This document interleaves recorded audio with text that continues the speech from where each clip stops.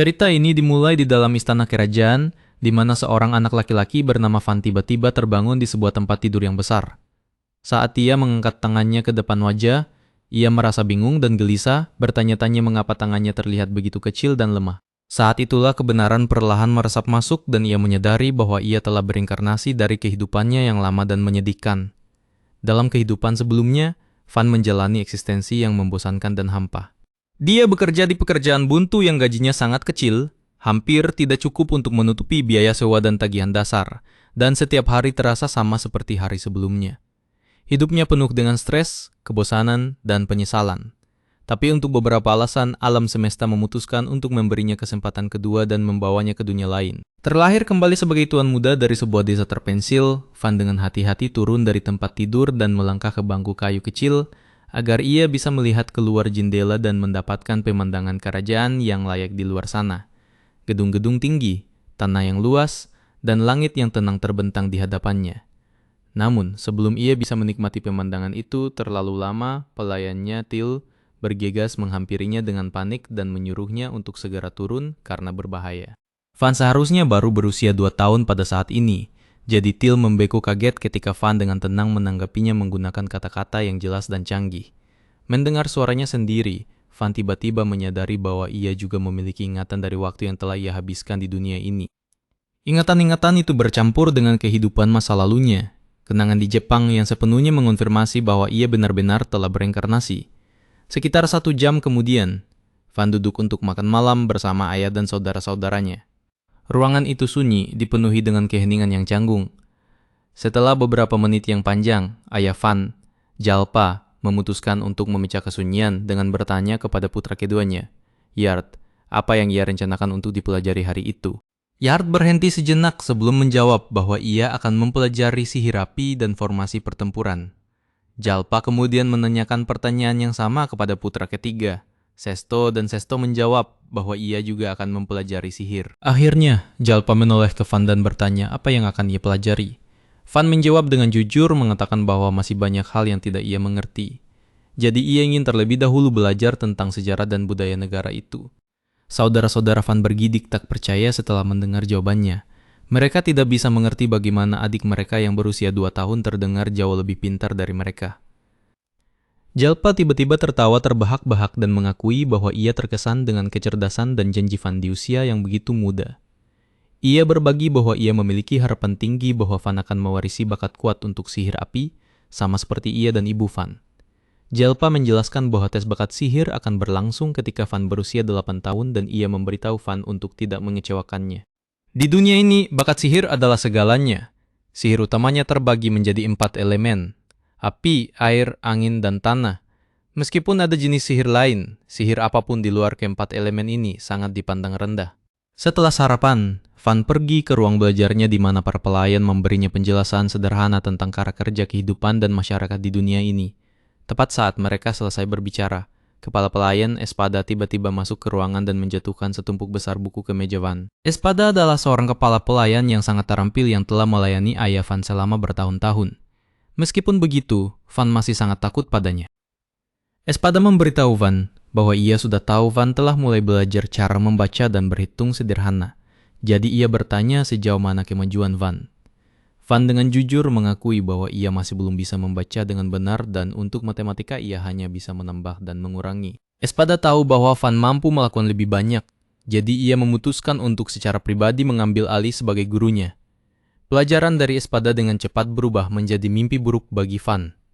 Pelatihannya ketat, panjang, dan melelahkan tanpa ada ruang untuk alasan atau istirahat. Namun karena pelajaran yang keras ini, Van belajar cara membaca dan menulis hanya dalam beberapa minggu. Setelah 2 tahun penuh belajar tanpa henti, Van akhirnya berusia 4 tahun dan memulai latihan pedang. Awalnya, ia benar-benar payah dalam hal itu. Ia kalah lagi dan lagi, bahkan dari pelayan selama sesi latihan. Meskipun demikian, Van tidak menyerah dan terus berlatih setiap hari. Pada saat Van berusia 5 tahun, kerja kerasnya akhirnya membuahkan hasil. Ia mulai bertanding dengan anak laki-laki yang lebih tua yang sedang berlatih untuk menjadi prajurit, dan ia mampu melawan mereka secara seimbang. Van memperhatikan bahwa gerakan mereka sederhana dan mudah ditebak, jadi ia mengalahkan mereka berulang kali tanpa banyak kesulitan. Anak-anak lain benar-benar terkejut dengan penampilannya dan mulai percaya bahwa ia mungkin semacam orang terpilih. Lebih dari itu, banyak anak-anak yang mulai menyukai Van karena tidak seperti saudara-saudaranya. Ia benar-benar berbicara dengan rakyat jelata dan membangun persahabatan sejati dengan mereka. Tidak lama setelah Van memutuskan untuk beristirahat sejenak untuk minum air, pada saat itu wakil komandan Ksatria Di masuk dan dengan sopan meminta Van untuk menunjukkan tangannya. Di dengan hati-hati memeriksanya dan terkejut melihat bahwa Van tidak memiliki kapalan atau memar. Ini menunjukkan bahwa Van belum lama berlatih dengan pedang. Van mengakui bahwa itu benar dan menjelaskan bahwa ia sangat sibuk belajar akhir-akhir ini. Di memberitahu Van bahwa espada telah membuatnya belajar hampir 3 kali lebih banyak dari biasanya. Ia mengatakan bersedia berbicara dengan espada tentang mengurangi waktu belajar Van dan menambah waktu latihannya, karena hidup bukan hanya tentang buku. D kemudian bersumpah bahwa jika Van mendapatkan lebih banyak waktu untuk berlatih, ia akan membentuknya menjadi pendekar pedang terhebat yang pernah ada. Van menjawab bahwa berbicara dengan espada tidak akan perlu, karena ia yakin bisa mengelola belajar dan berlatih sekaligus. D setuju dengannya tetapi menyarankan agar ia menjadi instruktur latihan Van untuk memastikan Van mengikuti jalan yang benar. Berlatih dengan D dengan cepat berubah menjadi mimpi buruk lainnya. D membuat Van melalui latihan yang sangat intens dengan hampir tanpa waktu istirahat. Meskipun begitu, Van tidak dapat menyangkal bahwa terlepas dari betapa sulitnya segalanya, setiap hari sejak reinkarnasinya terasa menyenangkan. Untuk pertama kalinya dalam hidupnya, ia merasakan kepuasan yang tidak pernah ia miliki di kehidupan sebelumnya. Dengan kesadaran ini, Van memutuskan bahwa ia akan menikmati kehidupan yang menyenangkan dan bermakna di dunia baru ini. 1 tahun kemudian, Van berusia 6 tahun. Saat ini, rutinitas tanpa akhir belajar dan berlatih satu demi satu mulai terasa membosankan dan melelahkan. Ia menyadari bahwa jika keadaan terus seperti ini, ia tidak akan pernah menjalani kehidupan menyenangkan yang ia janjikan pada dirinya sendiri. Sejak saat itu, Van memutuskan bahwa ia akan mulai bertingkah seperti anak normal dan menghabiskan waktu bersenang-senang. Suatu hari, ia memberitahu pelayan bahwa ia ingin pergi keluar dan bermain, jadi pelayan itu membawanya ke pasar. Van terpesona oleh banyak orang, suara dan barang yang berbeda yang dijual di sekelilingnya. Saat berjalan melewati pasar, Van teralihkan oleh sebuah bangunan besar yang dikenal sebagai kamar dagang Mary. Saat ia menatapnya dengan takjub, sebuah pemandangan yang mengganggu tiba-tiba terjadi di dekatnya. Seorang anak dalam belenggu dan rantai diseret melalui pasar. Van segera bertanya kepada pria itu mengapa anak itu dirantai. Pria itu dengan dingin menjawab bahwa ia menjual putranya sebagai budak. Mengatakan bahwa karena anak itu miliknya, ia bisa melakukan apapun yang ia mau. Pelayan menjelaskan kepada Van bahwa sudah biasa bagi keluarga miskin untuk menjual anak-anak yang tidak mampu mereka besarkan, karena budak membuat hidup mereka lebih mudah. Van mengakui bahwa itu kejam dan menyakitkan untuk dilihat, tetapi juga merasa tidak banyak yang bisa ia lakukan untuk mengubahnya. Pada saat itu seorang wanita bernama Rosalie mendekat dan menyapa Van, mengatakan suatu kehormatan untuk melayaninya. Van bertanya padanya berapa banyak yang akan diterima pria itu untuk menjual anaknya. Rosalie menjelaskan bahwa harganya tergantung pada bakat sihir. Setelah mengetahui bahwa anak laki-laki itu memiliki bakat mencuri, yang dianggap sangat rendah, ia mengatakan anak itu akan terjual tidak lebih dari 3 koin perak. Setelah mendengar ini, pria itu menjadi marah dan mulai menendang putranya berulang kali, meneriakinya karena tidak berharga. Ia kemudian meraih anak itu dan mengatakan mereka akan pergi ke toko lain. Tiba-tiba Van melangkah maju dan menghentikan pria itu, mengumumkan bahwa ia akan membeli anak itu seharga 5 koin perak. Pria itu segera setuju, mengambil uangnya dan pergi tanpa menoleh ke belakang. Van kemudian berlutut di depan anak itu dan memperkenalkan dirinya. Anak itu memperkenalkan dirinya sebagai Kamshin. Van memberitahu Kamshin bahwa ia bebas pergi kemanapun ia mau. Van tidak pernah bermaksud untuk benar-benar memilikinya. Ia hanya membelinya agar bisa membebaskannya. Namun ketika Van mengetahui bahwa Kamshin tidak punya tempat tujuan, ia menyarankan agar Kamshin ikut tinggal bersamanya.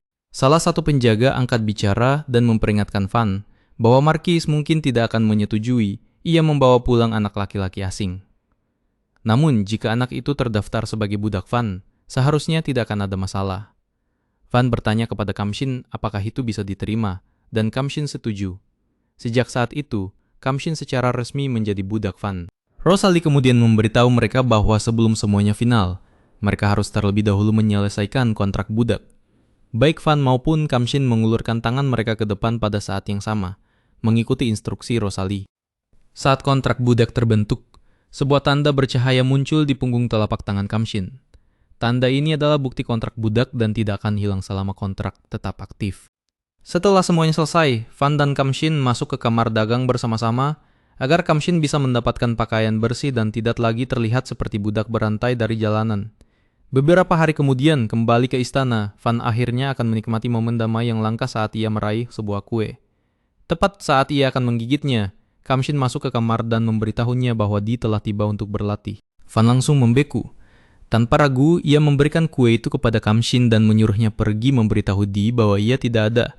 Van tahu betul bahwa tidak mungkin ia bisa selamat dari sesi latihan brutal lainnya. Kamshin melakukan apa yang diperintahkan dan pergi keluar untuk memberitahu Di bahwa Van tidak ada. Di jelas kecewa, tetapi karena ia masih ingin melatih seseorang, ia memutuskan untuk membawa Kamshin sebagai gantinya dan mulai melatihnya menggantikan Van. 2 tahun lagi berlalu setelah itu, dan Van akhirnya berusia 8 tahun. Ini berarti sudah waktunya bakat sihirnya diuji secara resmi. Tes yang akan datang menjadi pembicaraan seluruh kota. Para bangsawan, pelayan, prajurit, dan bahkan pedagang semuanya ingin sekali melihat hasilnya. Banyak orang percaya Van akan menunjukkan bakat yang kuat, terutama karena orang tuanya berbakat dalam sihir api. Bahkan ayah Van, Jalpa, yakin bahwa Van setidaknya akan memiliki bakat sihir api. Namun, pada hari ujian, semua orang benar-benar tercengang, kaget bukan main. Van tidak memiliki bakat untuk api, air, angin, atau tanah. Sebaliknya, ia hanya memiliki bakat untuk sihir produksi, yang secara luas dianggap sebagai jenis sihir terburuk dan paling tidak berguna di dunia. Suasana langsung menjadi dingin. Jalpa menjadi sangat marah setelah menyadari bahwa putranya ternyata gagal total di matanya. Dalam amarahnya, ia menghunus pedangnya dan bersiap untuk membunuh Van di tempat. Van membeku ketakutan, tidak bisa bergerak atau berbicara. Pikirannya benar-benar kosong. Tepat saat ayahnya hendak menyerang, putra tertua, Murcia, melangkah di depan Van dan menghentikannya. Murcia menyarankan solusi alternatif. Sebaliknya, ia mengusulkan agar Van ditugaskan untuk mengurus sebuah desa terpencil di dalam wilayah mereka. Murcia menjelaskan bahwa desa itu terlalu terisolasi untuk berkembang dengan baik, dan karena baru saja diakuisisi, banyak orang yang tinggal di sana tidak setia kepada keluarga mereka. Menempatkan salah satu dari mereka sendiri sebagai tuan di sana akan membantu mengamankan kesetiaan penduduk desa. Jalpa berhenti dan mempertimbangkan gagasan itu. Setelah beberapa saat, ia menyadari bahwa itu sebenarnya solusi yang masuk akal. Ia menyarungkan pedangnya dan menyatakan bahwa Van akan menjadi tuan di tanah itu. Jalpa kemudian berbalik dengan dingin dan menyuruh Van untuk mengemasi barang-barangnya dan pergi sesegera mungkin. Mengatakan bahwa tidak ada tempat bagi orang yang tidak berguna di rumahnya. Dengan itu, ia pergi tanpa menoleh ke belakang. Setelah ayahnya pergi, Murcia membungkuk dalam-dalam dan meminta maaf kepada Van karena telah menyarankan sesuatu yang begitu memalukan. Van mengatakan kepadanya tidak perlu meminta maaf karena jika bukan karena Murcia turun tangan, ia pasti sudah mati. Keesokan harinya, Van mengemasi barang-barangnya dan bersiap untuk berangkat ke desa terpencil. Anehnya, ia merasakan kegembiraan. Ia percaya tidak akan banyak pekerjaan di sana dan untuk sekali ini ia akhirnya bisa menjalani kehidupan yang menyenangkan dan santai yang selalu ia inginkan. Semuanya tampak berjalan lancar sampai Di dan Espada mengumumkan bahwa mereka akan ikut untuk mengawasi latihan dan belajar Van. Van menghela napas panjang karena frustrasi. Sudah tahu bahwa mereka berdua akan membuat hidupnya seperti di neraka sekali lagi. Lebih buruk lagi, pelayan favoritnya juga memutuskan untuk ikut, mengatakan ia tidak tahan berpisah darinya. Dengan semua persiapan selesai, Van melangkah ke dalam kereta dan memulai perjalanannya menuju kehidupan baru. Berharap kali ini ia akhirnya bisa bersenang-senang. Selama perjalanan menuju kota baru, sang protagonis, Van, pamer ke semua orang kalau dia punya bakat luar biasa dalam sihir produksi. Dia berharap sihir jenis ini bisa punya kegunaan praktis, dan setelah perjalanan panjang, akhirnya mereka mulai mendekati desa yang bakal jadi tempat tinggal mereka mulai sekarang. Van meminta Til untuk tidak memaksakan diri melampaui batasnya, dan bilang kalau pelayannya itu sudah merasa lelah. Dia boleh pulang tanpa masalah. Kalau Til minta bantuan ke kakaknya Van atau keluarga utama, dia pasti bakal diurus dengan baik. Tapi bagi Til, hal itu sama sekali nggak penting. Til sudah berjanji untuk menghabiskan sisa hidupnya di sisi Van dan dia berniat menepati janji itu. Dia bilang kalau dia akan selalu ada di samping si bocah dan bahkan rela mempertaruhkan nyawanya demi Van. Van jadi malu banget dan tanya apa omongan barusan itu terdengar seperti lamaran pernikahan. Si pelayan menjawab dengan lugas kalau dia memang mencintai Van. Meskipun merasa situasinya agak canggung dan aneh, Van memutuskan untuk melanjutkan perjalanan mereka. Tapi, tanpa peringatan apapun, kereta kuda mereka berhenti mendadak. Pas mereka melihat ke depan, mereka sadar kalau desa tujuan mereka lagi menghadapi masalah serius dan sedang diserang. Van dengan cepat mengumpulkan rekan-rekannya buat menyusun strategi dan mencoba merebut kembali desa itu. Lalu berkomentar kalau kemungkinan besar ini ulah sekelompok bandit. Van menyadari kalau desa itu dikepung oleh pemanah dari segala sisi. Tapi anehnya, panah-panah itu sepertinya enggak mempan sama sekali. Di depan gerbang, ada banyak orang berkumpul. Sementara para penduduk desa cuma bisa sembunyi, enggak mampu melawan balik. Membuat perkiraan cepat, Van menghitung ada sekitar 50 musuh, jumlah yang jauh lebih banyak dari kelompok mereka. Dia menyarankan untuk maju dan menghadapi para penyerang, yakin kalau mereka kerjasama, mereka bisa menang. Salah satu pria di situ menganggap ini terlalu berisiko karena mereka kalah jumlah. Dia menjawab kalau dia paham risikonya, karena dia sudah sering berada di garis depan. Dia tahu bakal ada yang terluka atau bahkan tewas, tapi dia percaya masih ada cara buat melawan musuh. Salah satu petualang mengingatkan kalau mereka disewa cuma buat mengawal sampai ke kota dan enggak bakal terima misi yang membahayakan nyawa rekan-rekan mereka. Dia menjelaskan kalau desa itu adalah wilayah pertama tuan mudanya dan menampung rakyat pertama di bawah kekuasaannya. Dia bertanya kapan mereka berniat mencabut pedang kalau bukan di situasi kritis kayak gini. Si petualang mengakui rasa kehormatan Di, tapi menegaskan kalau itu nggak berlaku buat mereka karena mereka cuma petualang bayaran. Meski mengerti alasan itu, Di meminta setidaknya mereka melindungi Van. Tapi sang butler, Espada, keberatan. Dia bilang kalau Di mati di sini, enggak bakal ada masa depan buat wilayah ini. Bahkan kalau desanya berhasil direbut kembali. Meskipun sudah berumur, Espada mengungkapkan kalau dia adalah penyihir 4 elemen. Mengejutkan semua orang. Dia menjelaskan kalau dia bakal mulai dengan mendirikan barier sementara para petualang menyerang dari jarak jauh di balik pelindung itu. Pas musuh mengalihkan perhatian ke barier, Di dan pasukannya bakal menyerang dari sisi sayap dengan serangan kejutan yang terkoordinasi. Peluang menangnya bakal tinggi. Van bertanya apa sang butler berniat ikut bertarung juga. Espada menjawab iya, karena kalau dia nggak lanjut menyerang, dia cuma bakal berakhir jadi umpan doang, dan kematian Di serta yang lainnya bakal sia-sia.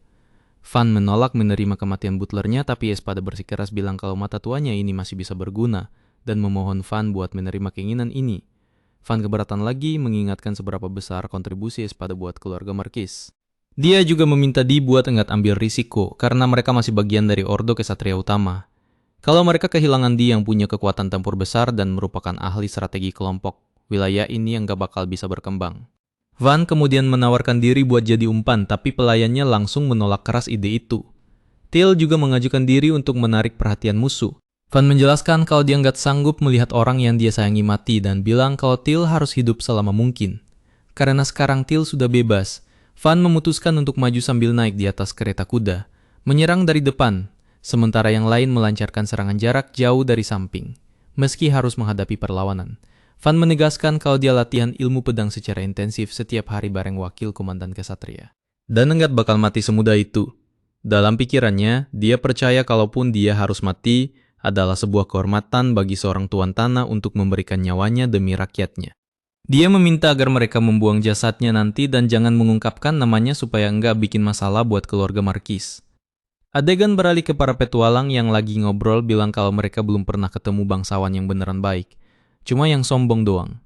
Salah satu dari mereka bertanya kenapa dia terima misi ini, dan dia menjawab kalau dia berniat tinggal lama di wilayah Marquis Vertio.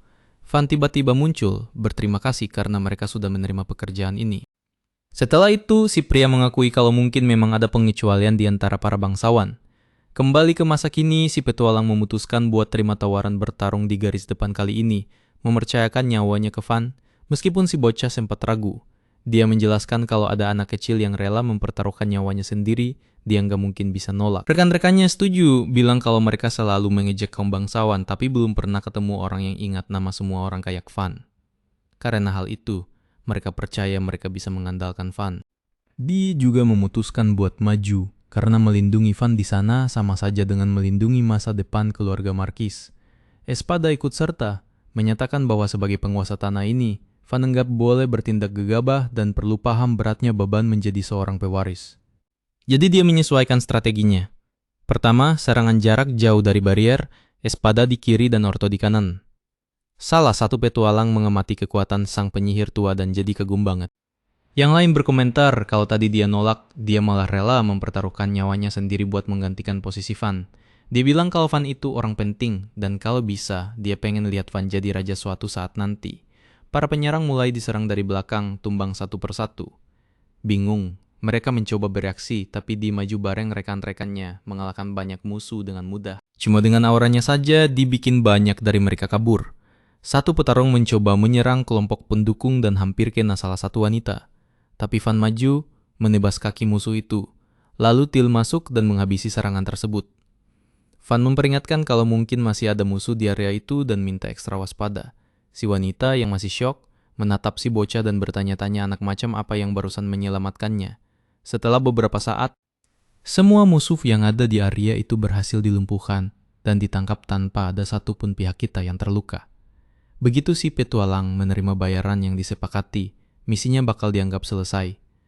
Namun dia mulai menunjukkan ketertarikan tertentu pada Van. Mungkin ini enggak bakal menghasilkan banyak uang, tapi dia serius mempertimbangkan buat menetap di tempat itu. Salah satu anggota bilang kalau dia nggak bisa tinggal karena sudah punya pekerjaan tetap di tempat lain. Tapi si wanita memutuskan buat menetap, karena dia sudah diselamatkan langsung oleh Van. Yang lain juga memilih buat tinggal karena mereka sadar kalau Van beda dari semua bangsawan lain yang pernah mereka kenal seumur hidup. Ditambah lagi dia masih bocah yang bahkan belum genap 10 tahun.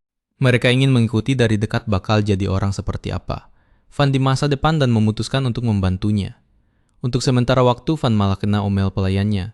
Till yang bilang kalau Van berniat mempertaruhkan nyawa kayak tadi, mending pakai nyawa Till saja sebagai umpan daripada nyawa Van sendiri dan memintanya buat enggak pernah melakukan tindakan nekat kayak gitu lagi. Di saat itu, dimuncul memberitahu semua orang kalau itu adalah kemenangan yang luar biasa. Espada mengamati kalau para penduduk desa sepertinya kumpul semua di depan gerbang desa. Pas mereka masuk ke tempat itu, Van memperkenalkan diri sebagai tuan tanah baru desa tersebut. Tapi segera terlihat jelas kalau kondisi tempat itu parah banget. Seorang pria tua menjelaskan kalau dia adalah kepala desa dan sangat berterima kasih karena sudah diselamatkan. Van bertanya apa serangan kayak gini pernah terjadi sebelumnya, dan si Pak tua membenarkan bilang kalau di tahun ini saja desa sudah diserang beberapa kali. Di kemudian mempertanyakan kenapa desa ini jadi incaran banget. Dan kepala desa menjawab kalau di zaman Count Ferdinand dulu ada ordo kesatria yang patroli di wilayah ini, tapi sekarang sudah nggak ada lagi. Van paham kalau setelah Markis mengambil alih area itu, desa ini mulai menghadapi risiko serius bakal lenyap. Dia menunjukkan penyesalan atas tindakan ayahnya dan yakin kalau ayahnya nggak tahu situasi asli tempat ini, karena gara-gara bayar pajak sedikit. Desa ini nggak dianggap prioritas buat para bangsawan. Van menjelaskan kalau percuma cuma mengeluh soal kondisi kerajaan saat ini. Kepala desa mempertanyakan apa mereka beneran harus dengar omongan ini dari seorang bangsawan. Van meminta semua orang tenang, menegaskan kalau dia lagi bicara soal masa depan desa. Dia mengakui kalau tanggung jawab bangsawan itu besar dan kalau mereka analisis penyebabnya, mungkin ada kegagalan dalam hukum yang ditetapkan oleh keluarga kerajaan Berlinette, pendiri kerajaan ini. Tapi mengubah hukum kerajaan bukan urusan yang simpel. Makanya dia tanya apa mereka tahu harus ngapain selain cuma mengeluh. Van kemudian menyajikan 3 langkah yang mungkin dilakukan. Yang pertama adalah menciptakan nilai buat desa ini, bikin kerajaan mustahil buat mengabaikannya. Yang kedua adalah menjamin sumber pendapatan yang konstan buat menyewa tentara bayaran. Yang ketiga adalah mereformasi dan mengembangkan desa dengan kekuatan sendiri. Salah satu warga menjelaskan kalau mereka sudah pernah coba memperbaiki desa sendiri, tapi itu sama sekali nggak gampang. Van menjawab kalau dia paham kesulitannya, tapi menegaskan kalau sekarang dialah tuan dari tanah ini dan enggak bakal membiarkan rakyatnya kelaparan. Meski begitu, cuma sedikit yang langsung punya harapan saat itu. Espada memutuskan buat angkat bicara.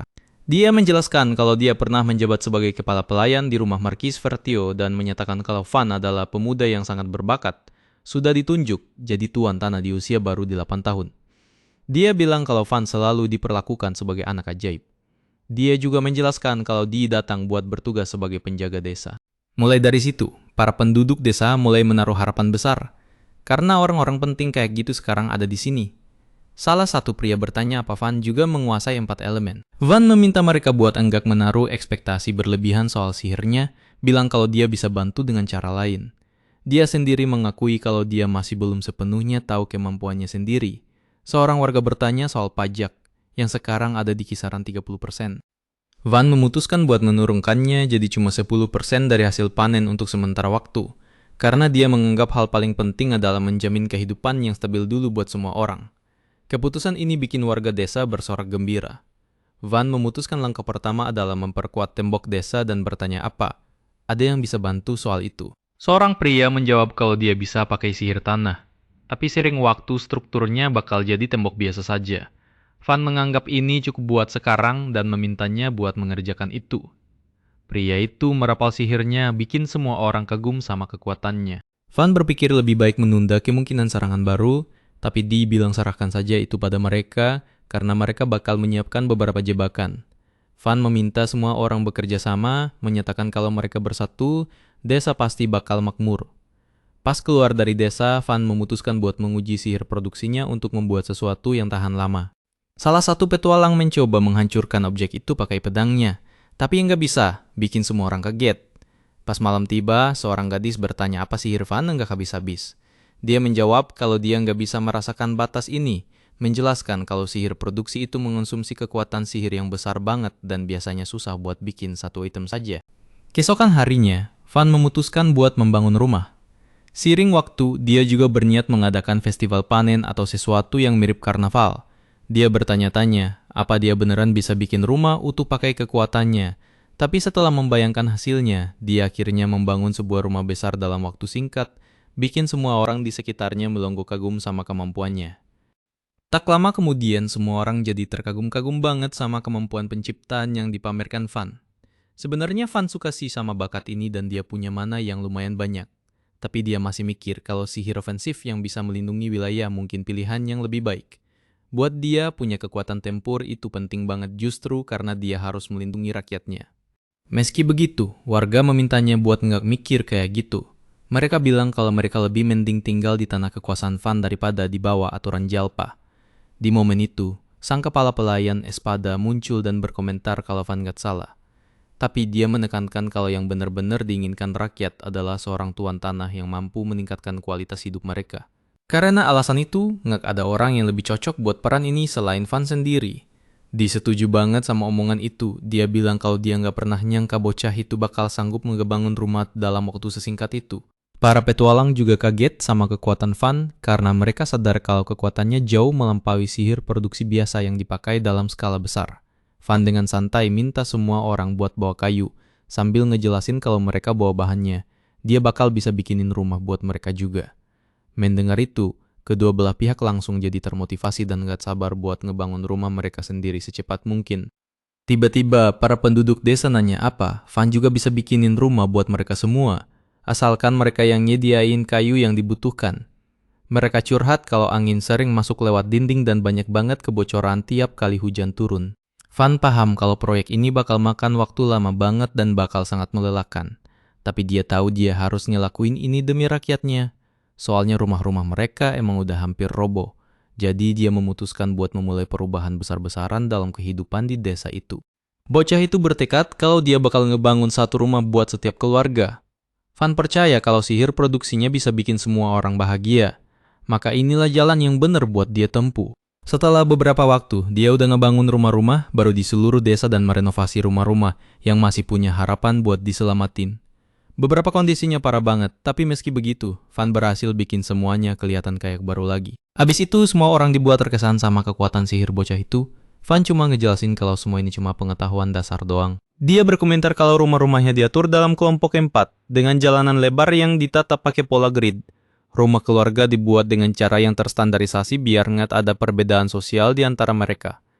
Untuk sekarang segini cukup, tapi dia bilang kalau di masa depan, pas dia dapat batu dengan kualitas yang lebih bagus, dia berniat buat ngebangun ulang setiap rumah sekali lagi. Penduduk desa seneng banget sama peningkatan fasilitas ini. Selain itu, Van juga ngebangun sebuah pemandian umum sederhana di sebelah mansionnya. Dia sebenarnya cuma pengen mandi dengan tenang, tapi dia seneng pas lihat semua orang suka sama idenya. Pembangunannya gampang kok. Dia minta Panyir pakai sihir air buat ngisi baknya dan Kamsin buat manasin airnya pakai api dan kayu bakar. Cewek-cewek itu nyaranin biar Van mandi bareng sama mereka, tapi bocah itu jadi malu dan lebih milih buat nolak. Pas mereka masuk ke dalam, mereka langsung terpesona sama tempat itu. Salah satu petualang berkomentar kalau dia nggak pernah nyangka Van bakal memperlakukan penduduk desa dengan kenyamanan kayak gini. Pelayannya, Till, menyatakan kalau Van itu bangsawan yang luar biasa, dan dia bisa nyebutin kualitas bosnya itu tanpa perlu mikir. Setelah itu, giliran Van buat mandi bareng sama temennya. Pas lagi mandi, Van sadar kalau bocah itu, Kamsin, udah mulai ngembangin otot dan akhirnya dia jadi ngerasa agak iri. Temennya itu ngejawab kalau dibandingin sama Di. Ini sih belum ada apa-apanya.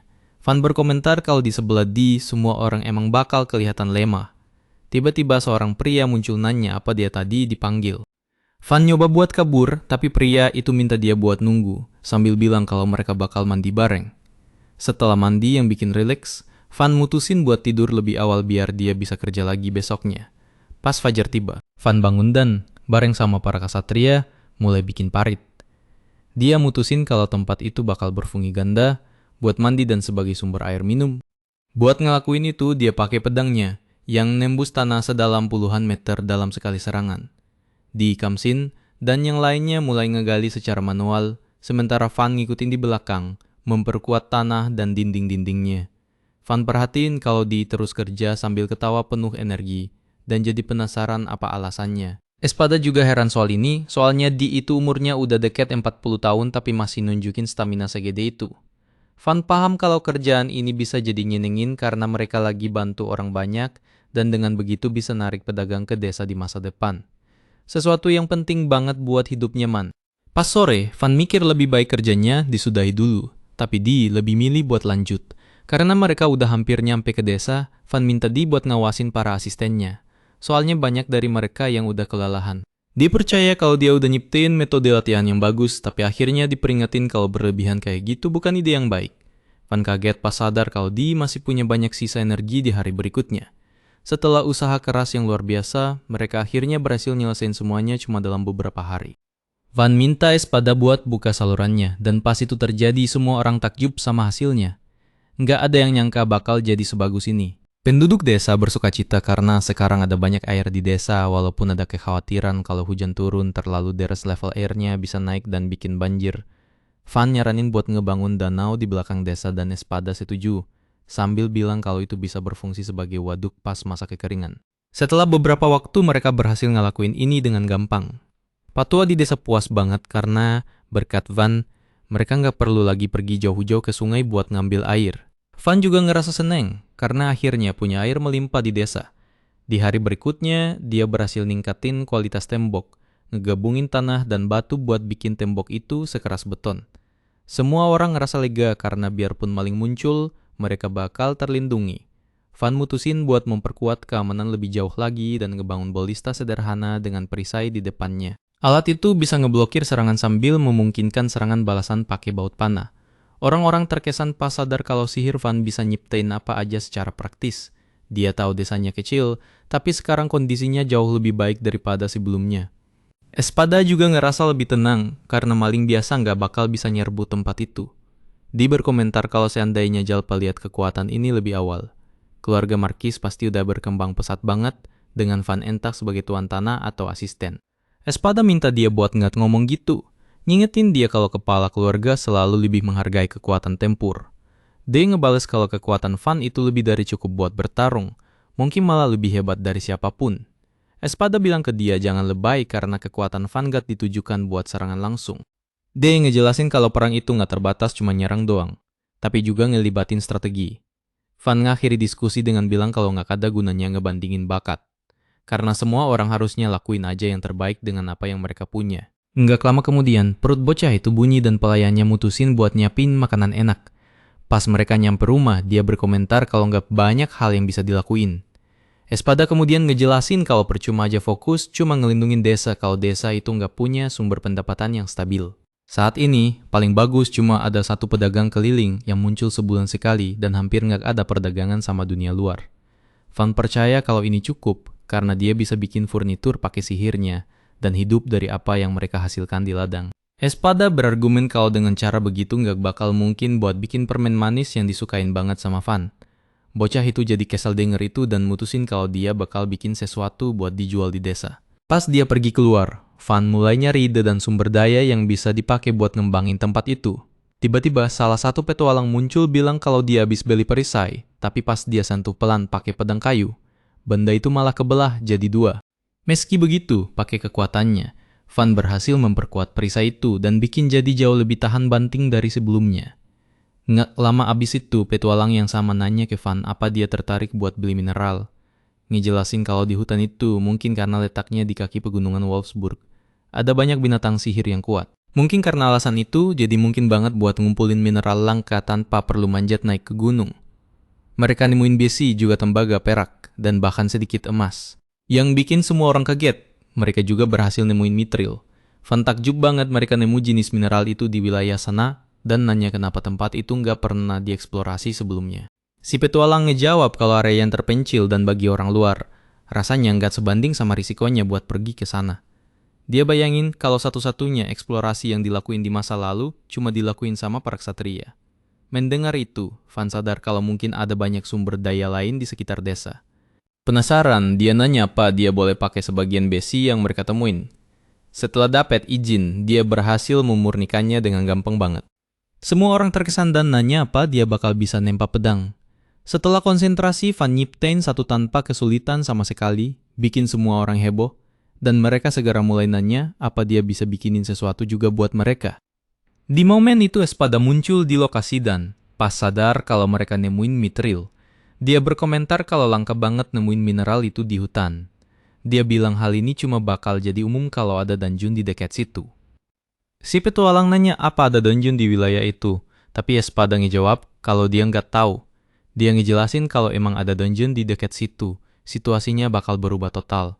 Banyak orang bakal mulai lalu lalang lewat desa bareng sama barang dagangan. Van paham kalau mereka nemuin dungeon, tingkat kepentingan desa bakal meningkat secara signifikan. Dungeon dianggap sebagai harta nasional sejati, penuh sama sumber daya berharga kayak pakaian, perhiasan, dan barang langka lainnya. Biasanya pas serikat atau guild nerima kabar tentang penemuan dungeon baru. Ada aturan yang nentuin kalau cabang guild harus dibuka di kota dan desa terdekat. Meski begitu, Van tahu kalau saat ini desa belum bakal sanggup nampung petualang sebanyak itu. Espada setuju bilang kalau bukan cuma petualang yang bakal muncul, tapi juga pedagang dan bahkan prajurit. Selain itu, Van paham kalau negara tetangga mungkin bakal nyoba nyerang wilayah itu demi nyari keuntungan. Karena hal ini, mereka nyimpulin kalau yang terbaik adalah memperluas desa secepat mungkin. Kalau ini dilakuin cepet, nggak ada orang dari keluarga Van yang bakal bisa ikut campur. Jadi mereka mutusin kalau bukan ide bagus buat nyari dungeon untuk saat ini. Pas balik ke rumah, Van nerima kabar kalau Kadal berbaju zirah lagi mendekat ke arah desa. Bocah itu langsung merintahin gerbang buat dinaikkan. Terus dia minta bantuan semua orang buat ngelindungin tempat itu dan ngejaga desa tetap berdiri. Para penduduk desa langsung terbakar semangatnya setelah mendengar pidato motivasi dari Van. Dan mereka bersumpah akan bertarung sampai titik darah penghabisan demi melindungi desa. Van kemudian memerintahkan mereka untuk segera menuju ke tembok pertahanan dan mengambil posisi di belakang balista. Kamsin memberitahu Van bahwa Orto dan kelompoknya sedang pergi berburu, jadi mereka butuh seseorang untuk memimpin situasi ini, dan Van memutuskan untuk naik ke atas tembok bersama warga lainnya. Namun, Til menahan lengan Van dengan mata berkaca-kaca, dan meskipun Van bukan budak cinta, dia tetap tidak tega menyakiti perasaan pelayan setianya itu. Dia meminta dia untuk naik ke atas dan melaporkan situasi secara langsung kepadanya sementara dia tetap di bawah untuk memberikan komando. Dia menerima perintah itu dan bergegas naik ke tembok, tapi pemandangan yang menyambutnya di sana benar-benar membuatnya tercengang. Dia melapor kepada Van bahwa ada sekitar 40 Armored Lizard yang sedang menuju ke arah mereka, dan tinggi monster-monster itu mencapai 8 meter, yang kira-kira setara dengan tumpukan 3 ekor gajah. Unit D mulai panik melihat ini. Karena sekelompok kesatria veteran saja, biasanya kewalahan menjatuhkan satu Armored Lizard, sedangkan saat ini mereka hanya punya segelintir petarung terlatih. Van memerintahkan dia untuk memuat panah besi ke dalam busur silang raksasa itu. Dan dia segera bergerak untuk melaksanakannya. Para kesatria memberitahunya bahwa senjata biasa tidak akan mempan menembus sisi keras Armored Lizard, dan dia sebenarnya juga tahu itu. Dia berkata bahwa sampai sekarang dia selalu memenangkan pertempuran yang dia jalani. Tapi kali ini dia ingin mempercayai instingnya dan membiarkan Van mengambil alih komando. Dia memerintahkan semua orang untuk mengisi balista mereka dan kemudian memberi aba-aba untuk menembak. Anak-anak panah itu lenyap begitu menghantam para kadal dan butuh beberapa saat bagi Di untuk menyadari bahwa ada lubang besar yang tercipta di setiap titik yang terkena panah tersebut. Para armored lizard yang terkena panah jatuh ke tanah setelah beberapa detik karena inersia yang mendorong tubuh mereka ke depan. Dan hanya dalam serangan pertama, penduduk desa berhasil menjatuhkan 10 ekor dari mereka. Dee sangat terkesan dengan kualitas senjata buatan Van dan juga kemampuan para penduduk desa yang entah kenapa bisa membidik lebih jago daripada teman satu tim saya saat main game tembak-tembakan di mode peringkat. Dia menyuruh semua orang bersiap untuk ronde kedua, tapi para kesatria memberitahunya bahwa mereka hanya menyisakan satu panah besi untuk setiap balista. Dee tetap menyuruh mereka memuat dan menembakkannya, dan mereka pun berhasil menjatuhkan lebih banyak armored lizard. Akan tetapi, separuh dari kawanan kadal itu masih tersisa, dan mereka sudah kehabisan amunisi. Dee menyampaikan pesan ini kepada Van, yang mulai memutar otak untuk mencari solusi masalah tersebut. Saat itulah dia tiba-tiba teringat bahwa pedang kayu milik Kamzin berhasil membelah perisai tingkat tinggi milik si bandit gemuk. Jadi dia pikir itu mungkin bisa berhasil juga melawan armored lizard dan menyuruh Dee menggunakan panah kayu. Para kesatria berpikir ini adalah ide bodoh, karena kayu tidak mungkin bisa menembus kulit kadal itu, yang kerasnya seperti baja. Dee menyuruh mereka untuk tutup mulut karena Van sudah membuktikan bahwa mereka salah berkali-kali dan dia akan mempercaya apa yang dikatakan tuannya. Dia memerintahkan penduduk desa untuk memuat panah kayu dan menembak, dan ternyata panah kayu itu pun berhasil menembus para kadal. Meskipun tersangkut di tengah jalan, untungnya itu sudah cukup untuk menghantam organ vital mereka dan membunuh mereka seketika. Dan sekarang Dee tahu bahwa tidak ada seorang pun yang bisa mengalahkan mereka. Dia menyuruh penduduk desa untuk memuat dan menembak sekali lagi, karena malam ini mereka akan berpesta daging kadal. Para penduduk desa mengikuti perintahnya dan menghujani para armored lizard dengan panah, menghabisi sisa-sisa monster yang ada. Dee dengan bangga menyatakan kemenangan mereka kepada Van dan seluruh penduduk desa, yang mulai bersorak kegirangan. Teal memeluk Van dengan erat sementara Van masih mencoba memproses fakta, bahwa senjata kayunya ternyata benar-benar ampuh melawan monster kuat. Kembali ke atas tembok, para kesatria berkomentar tentang bagaimana tidak ada satupun dari pihak mereka yang terluka, dan mereka bahkan masih memiliki banyak sisa amunisi. Dee berpikir pertempuran itu berakhir terlalu cepat sampai dia merasa agak kecewa, tapi itu justru menunjukkan betapa luar biasanya kemampuan Van. Tak lama kemudian, penduduk desa mulai memproses bangkai kadal di bawah bimbingan kelompok Orto, yang baru kembali cukup larut.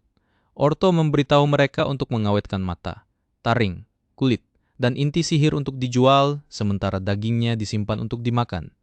Dia bilang biasanya memproses armored lizard memakan waktu lama, dan sebagian besar dagingnya akan membusuk sebelum bisa dimanfaatkan. Tapi berkat pisau-pisau yang dibuatkan Van, pekerjaannya jadi sangat mudah.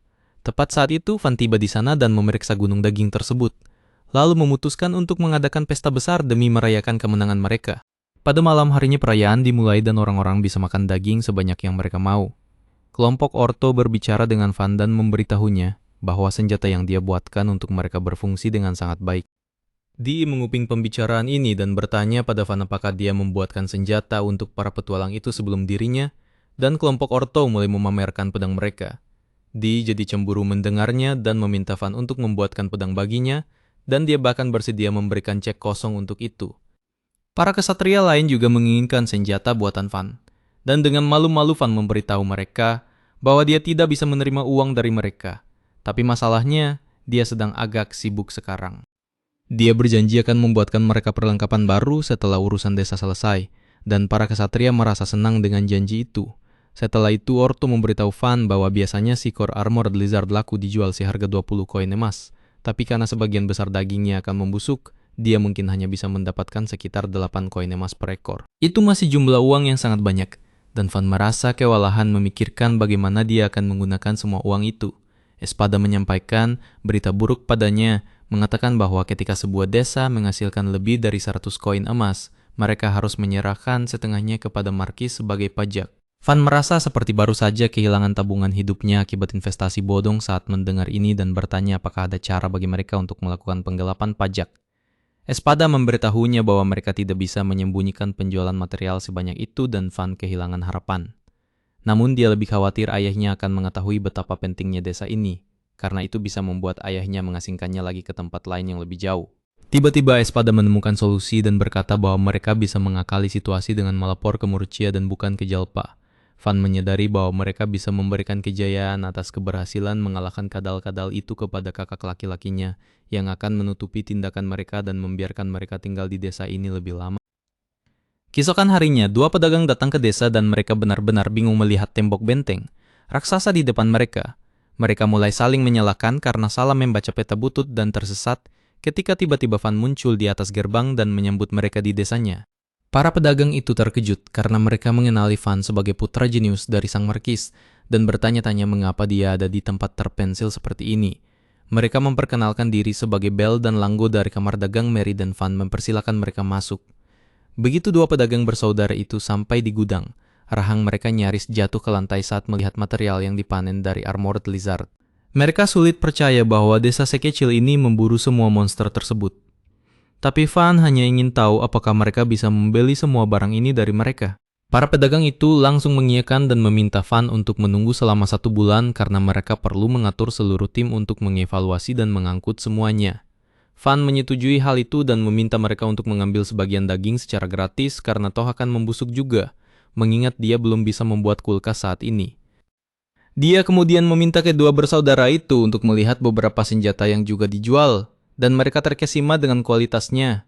Mereka langsung menyetujui harga yang diminta Van tanpa menawar, dan Van meminta mereka untuk mempromosikannya. Kedua bersaudara itu ragu-ragu menjawab permintaan tersebut, dan Van menyadari bahwa para martir ini berpikir mereka adalah pro yang bisa memonopoli perdagangan pedangnya. Dia memberitahu mereka bahwa bahkan jika mereka mencoba merahasiakannya, orang-orang akan tahu tentang desa ini karena mereka bisa melacak rute yang mereka ambil. Kedua bersaudara itu terkejut mendengarnya, dan Van memberitahu mereka bahwa ada cara lain bagi mereka untuk mendapatkan keuntungan gila-gilaan. Mereka sangat antusias mendengarnya, dan dia menyuruh mereka untuk mendirikan toko di desanya. Kedua bersaudara itu langsung menerima tawaran tersebut dan membungkuk di hadapan Van untuk menunjukkan rasa terima kasih mereka. Dan dia memberitahu mereka bahwa mereka harus membangun tokonya sekarang juga. Sebelum mereka sempat memahami apa yang dia bicarakan, Van menciptakan toko yang selalu mereka impikan dan berkata bahwa dia menantikan kerja sama bisnis yang baik dengan mereka. Tak lama setelah itu, Van kedatangan 2 tamu yang sama sekali tidak dia duga. Salah satunya adalah seorang gadis bangsawan yang hampir seusia dengannya, dan yang lainnya adalah seorang kesatria wanita garang yang menjaganya. Si kesatria wanita sudah bersikap menghakimi dan menyatakan bahwa dia akan mencari tahu apakah Van benar-benar jenius atau cuma penipu. Sementara itu, Van mendapatkan pekerjaan rumah dari Espada yang menyuruhnya merencanakan kota untuk 10.000 orang karena dengan kecepatan mereka mengembangkan desa ini. Tempat itu akan menjadi kota dalam waktu singkat. Dia bertanya pada Van jenis kota benteng apa yang dia inginkan. Mengatakan bahwa benteng berbentuk persegi adalah yang paling umum. Namun, Van tidak bisa kalau tidak tampil beda dan dia berkata ingin membangun benteng berbentuk bintang. Karena itu akan memaksa penyerang membuang banyak waktu mencoba menembus titik pertahanan yang akan dia pasang di sekitar benteng. Espada menyukai ide itu dan mulai membantu Van merancangnya. Saat itulah kesatria berambut merah menerobos masuk ke ruangan mengatakan bahwa utusan dari wilayah tetangga, County Ferdinand, ada di sini untuk menemuinya. Van mempersilahkan mereka masuk dan ternyata mereka adalah gadis bangsawan dan kesatria wanita yang sama. Dia menyapa mereka dan si wanita memperkenalkan dirinya sebagai Mira, yang menjadi Viscountess setelah naik pangkat dari seorang kesatria. Gadis itu dengan gugup memperkenalkan dirinya sebagai Arte, putri bungsu Count Ferdinand, dan Van mempersilahkan keduanya duduk. Mira langsung bertanya pada Van menurutnya mengapa mereka ada di sini, dan dia menjawab bahwa bahu mereka di sini untuk menilainya dan merekrutnya jika dia terlihat seperti ancaman. Dia mulai tertawa mendengarnya, karena tebakan Van benar, dan kemudian berkata bahwa Count Ferdinand berpikir Markis Jelpa mengirim putra jeniusnya untuk memerintah desa ini karena ingin menaklukkan wilayahnya. Namun, Mira berpikir bahwa Van dikirim ke sini karena dia tidak memiliki sihir elemen. Van memutuskan untuk jujur dan memberitahunya bahwa dia benar soal masalah sihir elemen itu, tapi dia tidak di sini untuk memimpin perang apapun dan dia hanya diasingkan oleh ayahnya. Mira menolak untuk percaya setelah melihat seberapa jauh Van telah mengembangkan desa dalam waktu singkat. Dan dia yakin bahwa sekitar 5.000 tentara dikirim bersamanya untuk mengubah desa ini menjadi pangkalan militer. Van tertawa terbahak-bahak mendengarnya dan kemudian meminta maaf sebelum memberitahu Mira bahwa dia diusir dari keluarga tanpa membawa apa-apa selain barang bawaannya dan kamsin, dan bahkan tidak ada yang datang untuk mengantarnya pergi. Mira bertanya apakah dia berhalusinasi melihat kepala pelayan dan wakil komandan kesatria itu, dan dia berkata bahwa kepala pelayan itu datang untuk menyelesaikan pelatihan Van atas kemauannya sendiri dan dia telah mengabaikan pesan dari komandan kesatria untuk kembali ke kota. Espada juga memberitahunya bahwa dia sudah pensiun. dan sekarang mengajar Van sebagai hobi, dan Till berkata bahwa dia ingin melayani Van selamanya karena dia memperlakukan semua orang dengan baik, tidak peduli kelas sosial mereka. Itu masih belum menjelaskan perkembangan yang pesat, dan Van memutuskan untuk memberi tamunya sebuah demonstrasi karena itu akan lebih cepat. Dia membawa mereka keluar desa dan meminta Espada untuk membuat dinding tanah agar dia bisa mengubahnya menjadi dinding sekelas benteng. Mira terkesan dengan sihir si kepala pelayan tua, tapi dia berkata bahwa dinding itu akan runtuh begitu kehilangan mana. Van segera menggunakan sihirnya untuk mengubah dinding lumpur itu menjadi beton padat dan kemudian menggunakan beberapa kubus nano kayu untuk membuat gerbang. Mira dan Arte benar-benar bingung melihat ini dan bertanya pada Van tentang atribut sihirnya. Dia menjawab bahwa dia bisa menggunakan sihir produksi, yang dianggap sebagai jenis sihir terburuk dan itulah sebabnya dia diasingkan ke sini. Mendengar hal itu mengingatkan Arte pada nasib malangnya sendiri. Dan kemudian Mira memutuskan untuk masuk ke agenda keduanya. Dia memberitahu Van bahwa dia dikirim ke sini untuk menawarkan tangan Arte dalam pernikahan dengannya, dan dia mengerti bahwa sang Count ingin memberikan putrinya agar dia tidak mencoba menaklukkan wilayahnya.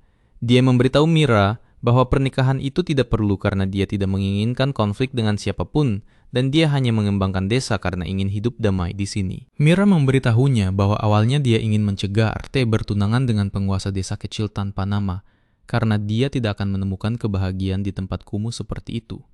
Tapi setelah melihat potensi dan karakter Van, dia mendukung pernikahan mereka. Dia mulai memuji kecerdasan, karisma, dan tekadnya untuk mengubah kesulitan menjadi tantangan dan berkata bahwa jika itu legal, dia ingin menikahi Van sendiri. Van menjadi bersemangat membayangkan punya istri tipe kekak perempuan yang dewasa, tapi sayangnya dia hanya bisa mendapatkan Arte saat ini.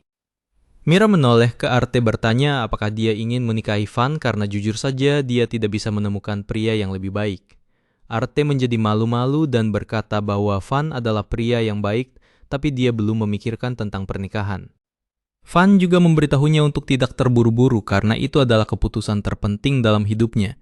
Dan Mira berkata bahwa mereka akan menginap malam ini di desa supaya bisa berpikir. Lalu Van terkejut mendengar mereka akan menginap, tapi ketika Mira bertanya apakah dia punya kamar kosong di mansion, dia memutuskan untuk membangun penginapan khusus untuk mereka saja. Setelah itu mereka makan malam dan Van memutuskan untuk mencari tahu lebih banyak tentang gadis yang mungkin akan menjadi calon istrinya itu. Dia memberitahunya bahwa dia menyukai hal-hal yang imut, seperti bunga dan boneka, dan Van bertanya, apakah dia boleh melihat boneka yang dimilikinya? Arte senang ada seseorang yang tertarik padanya dan dia dengan gembira setuju untuk menunjukkan boneka-boneka di keretanya kepada Van.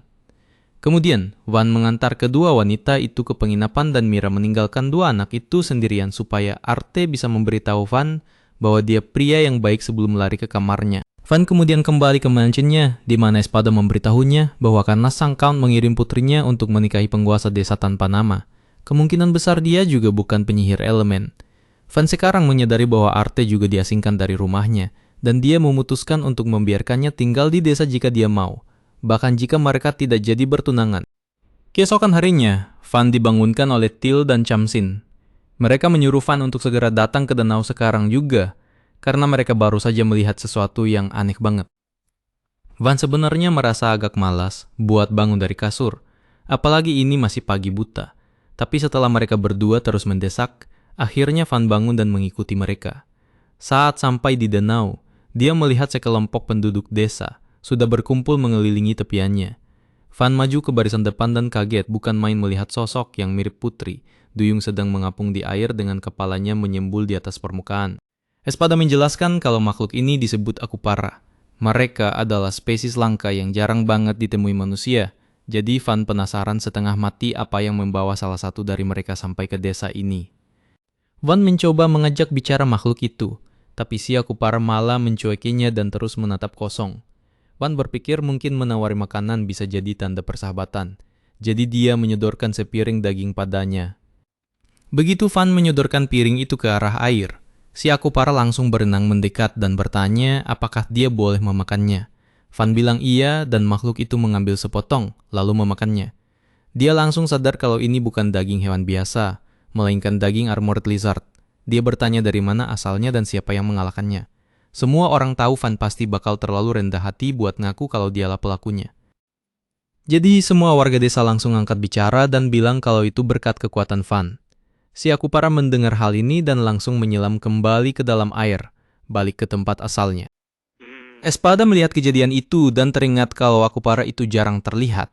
Jadi kemungkinan besar mereka akan muncul lagi dalam waktu dekat. Tapi ternyata dugaan Espada salah besar. Keesokan harinya, seluruh warga desa Akupara tiba-tiba datang ke danau mereka. Van kaget banget karena dia bertanya-tanya apa jangan-jangan mereka kembali karena dengar dia mengalahkan Armored Lizard. Hal ini bikin dia berpikir kalau mungkin mereka dianggap dewa yang kuat atau semacamnya. Namun, Espada langsung membantah dan bilang itu nggak benar karena dia belum pernah dengar hal semacam itu sebelumnya. Tiba-tiba, satu Akupara yang besar dan kelihatan sangar bilang kalau dia mau bicara sama Van. Dia bertanya ke Van apa benar dia orang yang mengalahkan Armored Lizard. Saat Van membenarkannya, setiap Akupara yang ada di air langsung terkesiap kaget karena mereka nggak percaya bocah semuda dia bisa mengalahkan monster sekelas Armored Lizard. Pria besar itu kemudian memperkenalkan dirinya sebagai Rata Vesta, penguasa kaum Akupara. Dia juga menyebutkan kalau gadis yang ditemui Van kemarin adalah putrinya, Plura, dan dia mau menyerahkan putrinya itu kepada Van untuk dinikahi. Van langsung syok dan kaget mendengar ini, apalagi karena Plura masih anak-anak dan mungkin bahkan belum paham apa arti pernikahan. Van bertanya pada Rata Vesta apakah ada alasan khusus kenapa dia menawarkan putrinya untuk dinikahi. Rata Vesta mengangguk dan bilang kalau memang ada alasannya. Dia menjelaskan kalau selama bertahun-tahun desa mereka selalu diserang dan diancam oleh Armored Lizard. Makhluk-makhluk itu menebar ketakutan dan masalah bagi rakyatnya, membuat hidup mereka dalam bahaya. Jadi, saat dia dengar ada seorang penguasa di desa ini yang cukup kuat dan mampu mengalahkan monster itu, dia berpikir kalau menawarkan putrinya sebagai pengantin akan membantu melindungi rakyatnya dan membangun aliansi dengan orang yang kuat. Van mendengarkan dengan saksama dan pelan-pelan sadar kalau Rata Vesta nggak menawarkan putrinya karena alasan pribadi atau keinginan keluarga, tapi murni sebagai cara untuk membentuk aliansi demi menjaga keamanan desanya. Dengan pemahaman ini, Van memberitahu Rata Vesta kalau pernikahan itu tidak perlu dilakukan. Van berjanji kalau dia akan melakukan yang terbaik untuk melindungi kaum Akupara dari bahaya apapun yang datang, tanpa mengharuskan Plura menikah dengannya. Rata Vesta kelihatan kaget. Dia sama sekali nggak menyangka Van bakal merespons dengan begitu tenang dan baik hati. Meski begitu, dia bilang kalau Van bersikeras, desa mereka bersedia pindah ke permukiman ini supaya lebih dekat dengan perlindungan dan keamanan. Van nggak keberatan sama sekali dengan pengaturan ini, jadi dia langsung mulai membangun area istirahat yang besar buat mereka, sebuah tempat di mana mereka bisa bersantai, berkumpul, dan merasa nyaman.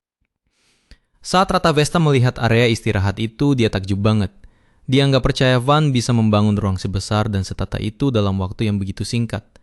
Kaum Akupara pun pindah ke area istirahat baru itu dan mereka dengan cepat mulai menikmati hidup di sana. Tapi baru saja suasana mulai tenang, Espada mendatangi Van untuk mengingatkan kalau sudah hampir waktunya mengurus saluran pembuangan desa. Van tersenyum dan bilang ke Espada supaya nggak usah khawatir. Dia sudah merencanakan sistemnya. Pipa-pipa mengalir di bawah setiap rumah di desa. Jadi yang perlu mereka lakukan cuma melepaskan air dari danau yang bakal membilas semua limbah lewat pipa-pipa itu dan menjaga desa tetap bersih. Rata Vesta memperhatikan ini dengan saksama dan merasa itu sangat menarik. Dia terkesan dengan pemikiran cerdas Van dan menawarkan diri untuk membantu prosesnya. Van bilang itu nggak perlu, apalagi karena kaum Akupara baru saja sampai dan sebaiknya tidak dibebani pekerjaan. Akan tetapi Rata Vesta bersikeras, menjelaskan kalau mereka itu ahli soal air dan bisa menangani tugas itu dengan baik. Van akhirnya setuju, mengizinkan beberapa Akupara untuk mengurus pembukaan bendungan guna melepaskan air pembilas limbah setelah pekerjaan selesai. Van berterima kasih dengan tulus kepada semua orang atas bantuan mereka. Rata Vesta mengamati kalau proses pembilasan ini adalah sesuatu yang perlu dilakukan. Perlu dilakukan beberapa kali setiap hari. Dia menyarankan supaya mereka mengambil alih tugas ini secara rutin sebagai cara mereka berkontribusi dan membantu merawat desa selama tinggal di sana, dan Van berpikir ini ide yang brilian serta sangat membantu. Jadi Van berterima kasih sekali lagi kepada Rata Vesta atas saran yang penuh perhatian itu. Tepat saat itu, Arte dan Panamera datang. Mereka kaget setengah mati pas melihat Rata Vesta, karena mereka belum pernah melihat Akupara secara langsung sebelumnya. Tepat sebelum Rata Vesta pergi, dia menyebut Van sebagai menantunya. Hal ini bikin Arte agak cemburu karena kedengarannya seolah-olah Van sudah menikahi seorang Akupara.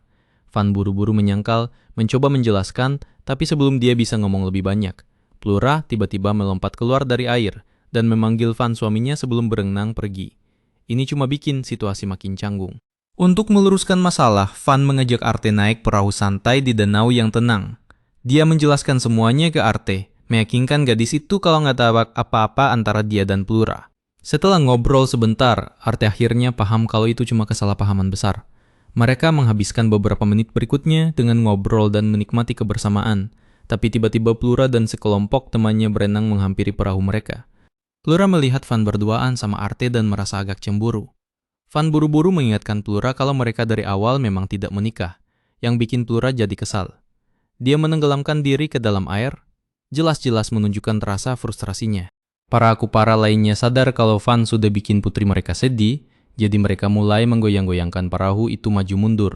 Baik Van maupun Arte jadi ketakutan saat perahunya miring ke sana kemari. Belakangan, Rata Vesta memasang wajah serius setelah mendengar kalau Van menggoda Arte, padahal ada Plura di sekitarnya. Van mencoba menjelaskan kalau dia dan Plura tidak bertunangan, tapi Rata Vesta memotong ucapannya. Dia menyarankan untuk mengadakan kompetisi guna menyelesaikan masalah ini. Dia bilang kalau pihak Akupara menang, Van akan secara resmi bertunangan dengan Plura. Van berpikir ide ini benar-benar konyol. Tiba-tiba dia muncul dan langsung menerima tantangan itu, menantang semua orang untuk maju. Sisa anggota kelompoknya yang bersemangat buat mengalahkan Akupara, mendukung penuh ide itu. Akhirnya mereka meyakinkan Van untuk ikut serta. Van diberi pilihan untuk menentukan lomba pertama. Dia menyarankan permainan voli sederhana. Gak ada satupun di sana yang pernah melihat atau mendengar permainan ini sebelumnya, jadi mereka pikir itu adalah salah satu ide cerdas Van lainnya. Tapi Di dan Panamera malah lebih antusias soal baju renangnya daripada permainannya sendiri. Ronde pertama ditentukan.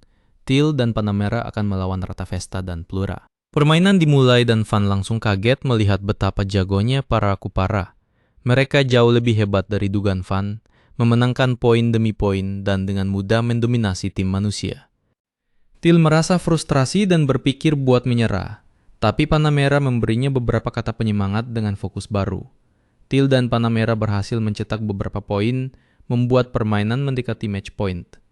Meskipun usaha dan kerja sama tim mereka bagus, motivasi mereka belum cukup buat mengalahkan para Akupara. Pada akhirnya, Rata Vesta dan Plura memenangkan ronde pertama dengan telak. Karena Van yang memilih tantangan terakhir, Rata Vesta mengingatkan kalau sekarang giliran dia yang memilih tantangan berikutnya. Rata Vesta ingin lombanya adalah estafet renang. Saat Van mendengar ini, dia sadar kalau ini sangat tidak adil. Kaum Akupara secara alami adalah perenang yang hebat dan dia tahu mereka bakal punya keuntungan besar. Tiba-tiba Van merasakan tekanan berat.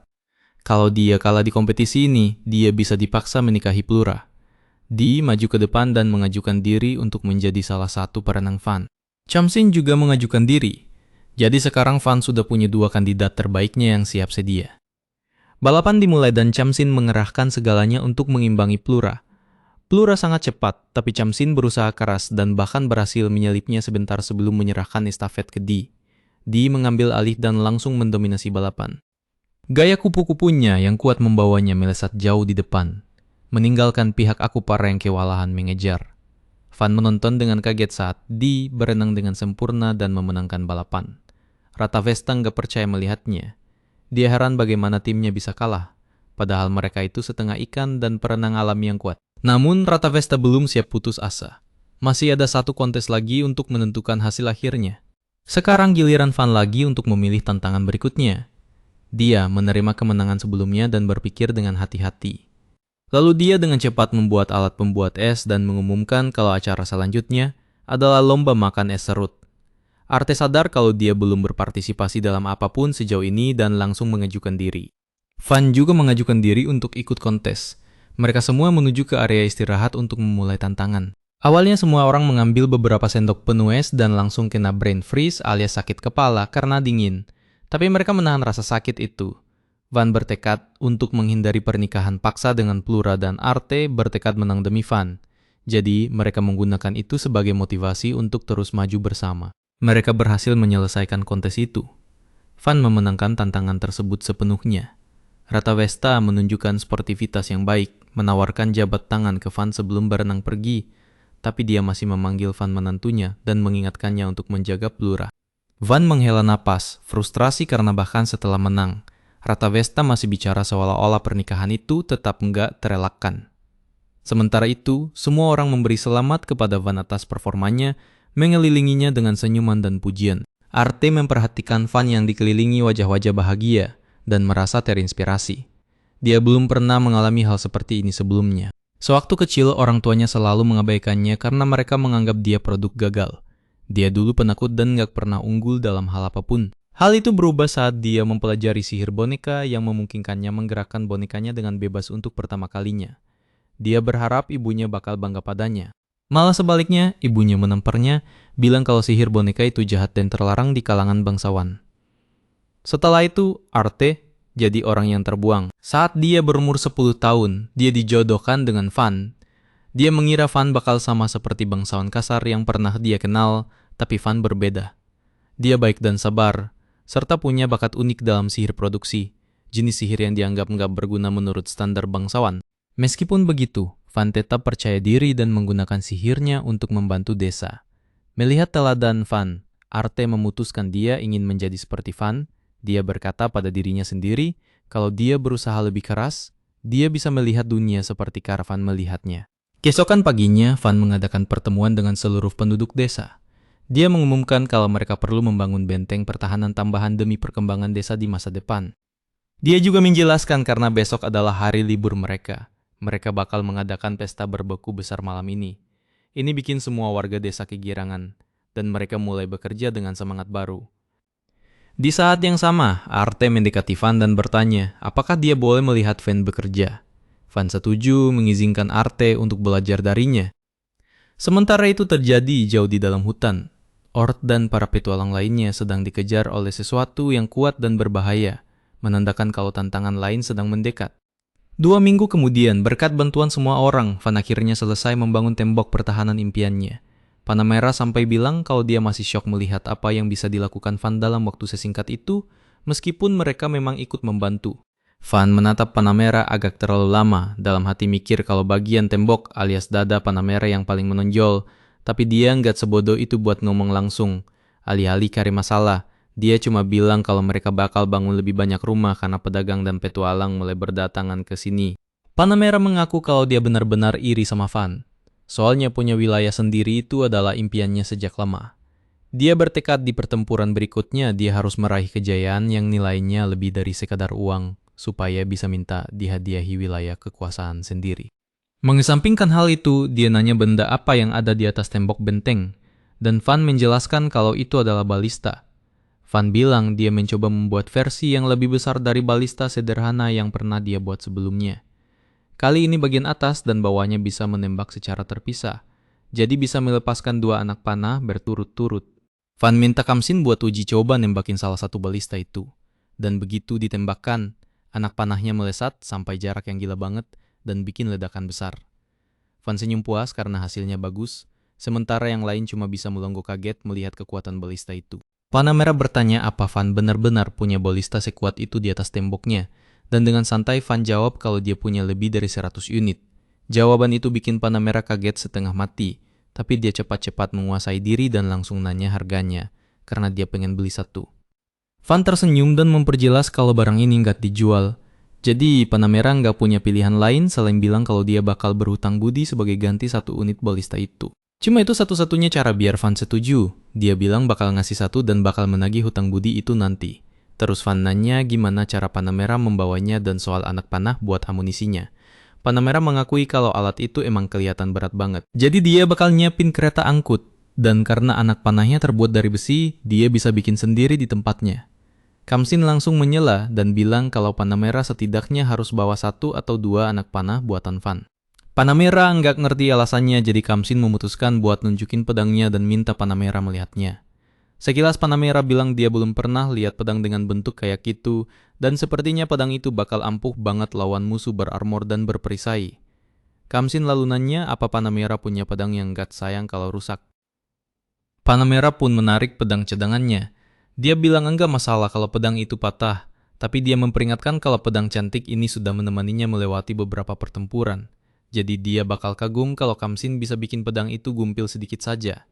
Kamsin memegang omongannya dan langsung mengayunkan pedangnya ke arah pedang Panamera. Tapi Panamera malah jadi bingung karena hampir nggak ada benturan keras dan pedang Kamsin cuma menyerempet pedangnya.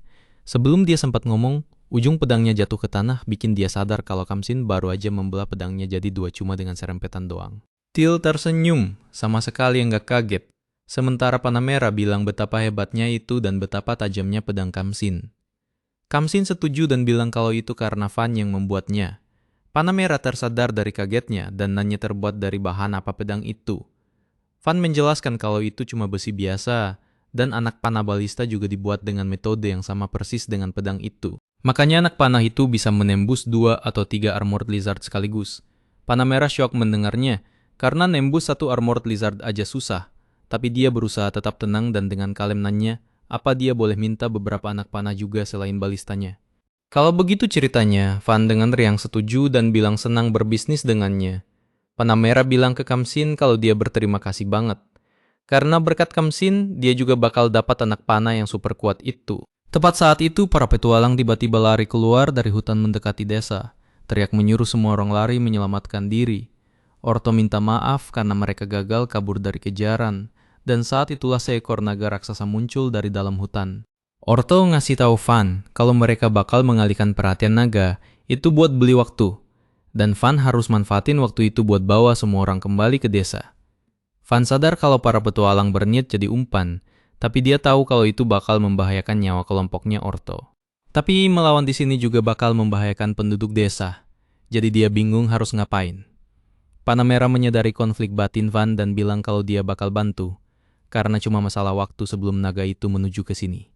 Tanpa buang waktu, Van minta Orto buat lari ke arah mereka, karena mereka bakal menembak jatuh naga itu pakai balista. Panamera memperingatkan semua orang kalau mereka bakal melawan Forest Dragon, naga kelas menengah yang enggak punya senjata nafas api. Van langsung minta seseorang buat mengawal Artea kembali ke desa, dan Panamera memerintahkan sisanya buat buru-buru naik ke tembok benteng. Panamera mendekati Artea dan minta maaf karena udah mengekspos dia ke bahaya yang mengerikan. Karena Forest Dragon itu musuh yang sangat kuat. Namun Van meyakinkan Artea kalau semuanya bakal baik-baik saja. Karena kali ini mereka punya balista yang sudah ditingkatkan dan ada Panamera juga. Mereka mungkin enggak bisa membunuhnya, tapi mereka enggak bakal kalah. Setelah Artea mengerti, Van minta Till buat mengawal Artea dan memanggil Di serta anak buahnya dari desa. Till langsung melaksanakan perintah itu tanpa buang waktu. Sementara para petualang terus berlari ke arah mereka dengan panik dan ketakutan setengah mati. Berharap gerbang enggak ditutup, Van menunggu mereka. Dia tahu musuh yang bisa terbang itu merepotkan, jadi bahaya kalau naga itu sampai ke desa. Dia memerintahkan semua orang di tembok buat nyiapin balista dan hati-hati jangan sampai kena kelompoknya Orto. Van bilang target pertama adalah menjatuhkan naga itu, jadi mereka harus incar sayapnya. Tiba-tiba salah satu petualang tersandung dan jatuh, tapi dia minta yang lain jangan pedulikan dia dan lari saja. Orto dengan cepat balik arah dan mencoba mengalihkan perhatian naga itu, tapi enggak kenefek sama sekali. Zara enggak punya pilihan lain selain melempar pedangnya ke arah naga, dan naga itu pun beralih mengejar mereka. Berkat itu, petualang yang jatuh tadi selamat, tapi sekarang situasinya jadi putus asa buat yang lain. Orto tetap tenang dan memerintahkan Zara buat lari ke tembok benteng sekarang mumpung naga itu lagi fokus ke dirinya. Ini bikin Zara panik. Tapi Orto meyakinkan kalau Zara adalah anggota tercepat di tim mereka dan dia yakin Zara bisa kembali dengan selamat. Zara nggak tahu apa Orto serius, tapi dia terus berlari sementara Orto minta semua orang jangan pernah melupakan pengorbanannya. Ucapan itu malah bikin Zara lari makin kencang sambil teriak kalau dia bakal nyeret Orto balik. Mengesampingkan drama itu, Van memerintahkan semua orang di tembok buat menembakkan balista begitu naga masuk jangkauan sebelum sempat memangsa Zara. Zara entah gimana bisa dengar itu sambil lari dan nanya apa, Van yakin enggak lagi jahatin dia. Begitu naga masuk jangkauan, mereka menembakkan balista. Tapi naga itu dengan gampang menghindari semua anak panah dan terus mengejar Zara. Panamera bilang kalau dia yang paling cocok buat menghentikan laju naga itu dan mengumumkan serangan pertamanya. Van agak kaget tapi dia udah menduga karena dihargai oleh County usia muda dan diangkat jadi Viscountess berkat prestasinya cuma berarti satu hal. Panamera pastinya penyihir elemen kelas atas dan bakatnya bakal segera terlihat jelas. Berdiri di atas tembok benteng, Panamera menggunakan sihir elemennya, mengumpulkan bola api raksasa di atas tangannya. Dia menembak naga itu dengan fire javelin yang kuat, langsung menjatuhkannya dan menciptakan ledakan besar.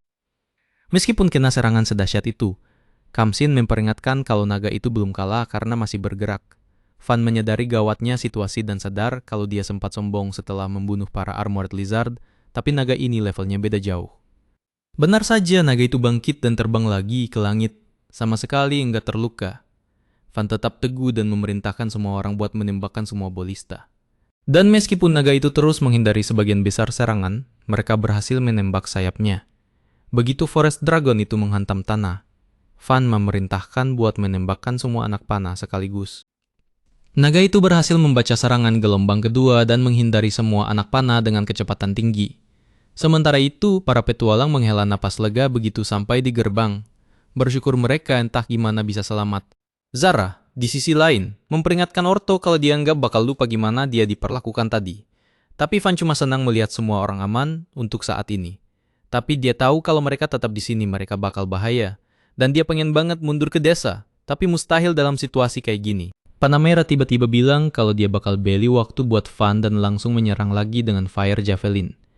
Kali ini naga itu menghindari serangan juga, tapi Panamera membelokkan serangannya. Jadi naga itu tetap kena hantam. Ledakan yang tercipta lebih besar dari yang sebelumnya, dan Van sadar kalau itulah puncak sejati dari sihir api. Kalau lawannya bukan naga, kekuatan dan fleksibilitas, itu pasti udah menghancurkan segalanya. Panamera turun dari tembok ke sisi Van dan bilang dia bakal balik duluan buat bersiap mencegat naga itu. Setelah dia pergi, Van memerintahkan semua orang buat memanfaatkan kesempatan ini buat kabur ke desa. Mereka semua langsung nurut, sementara api Panamera terus membakar naga itu melahap habis sayapnya. Van berhenti lari sebentar buat nengok ke belakang dan melihat Forest Dragon itu sudah ada di atas tembok. Jelas-jelas ngamuk berat. Setelah kehilangan sayap, harusnya dia terluka parah gara-gara serangan terakhir tadi. Jadi Van kaget banget naga itu masih bisa berdiri. Espada dengan tenang berjalan menuju naga itu, tapi Van enggak tahu apa yang dia lakukan. Jadi dia teriak nyuruh Espada buruan lari. Tapi Espada enggak berhenti, jadi Van dengan putus asa bilang kalau dia enggak bakal lari kecuali Espada ikut. Baru saat itulah Espada berhenti dan bilang kalau itu bakal merepotkan. Dia minta Van membiarkan dia membeli waktu kali ini saja, dan nanti dia bakal menyusul yang lain.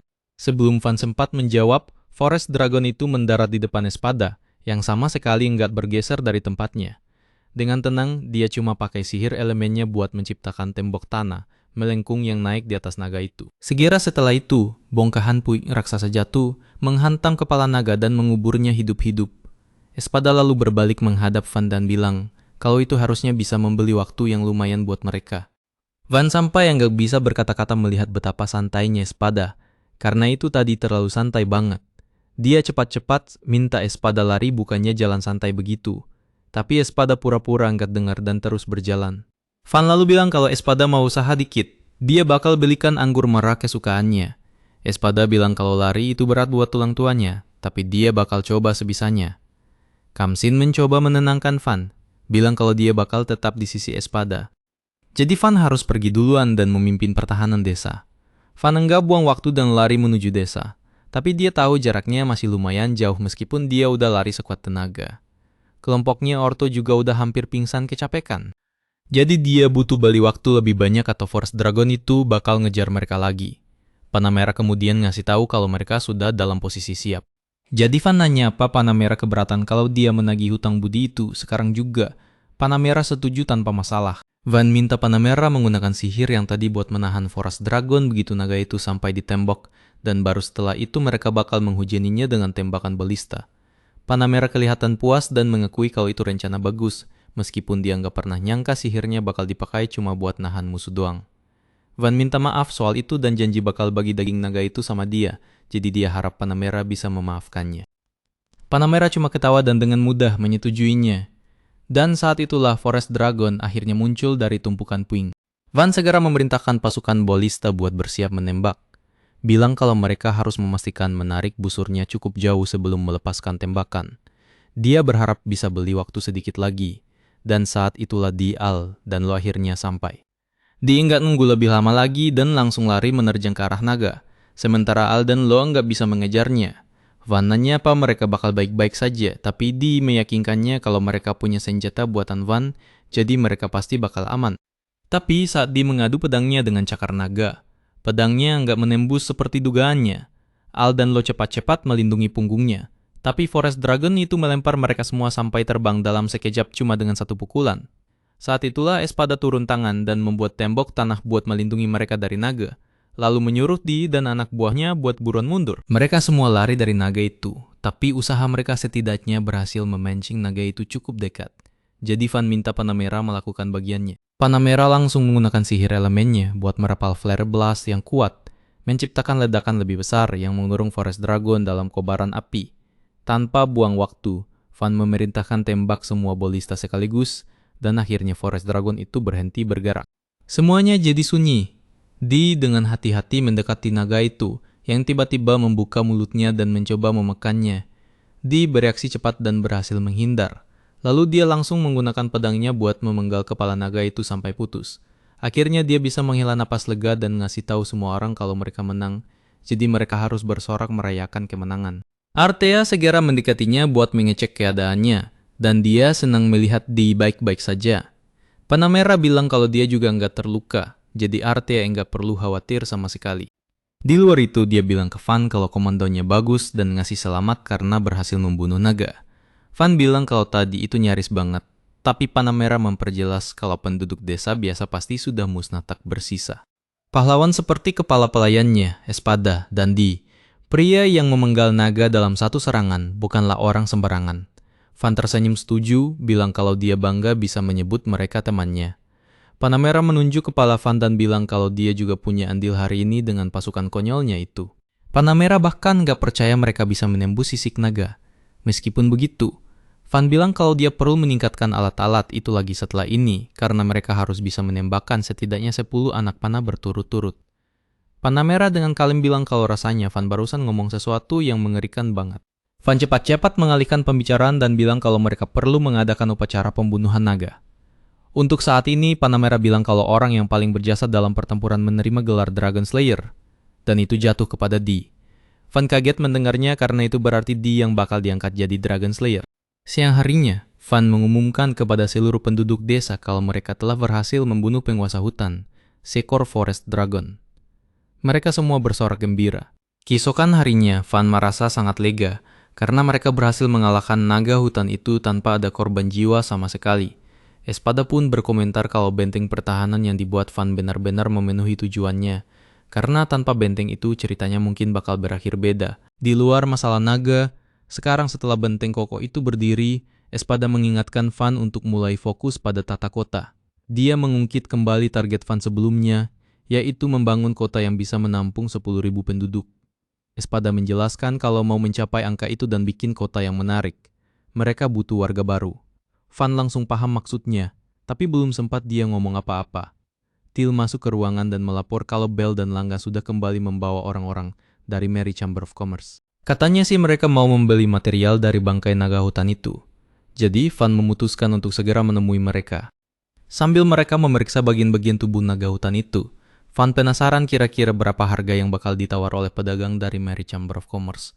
Langga membisikkan kalau ini adalah naga hutan berukuran besar, jadi sisik, cakar, taring, dan matanya semuanya dalam kondisi prima.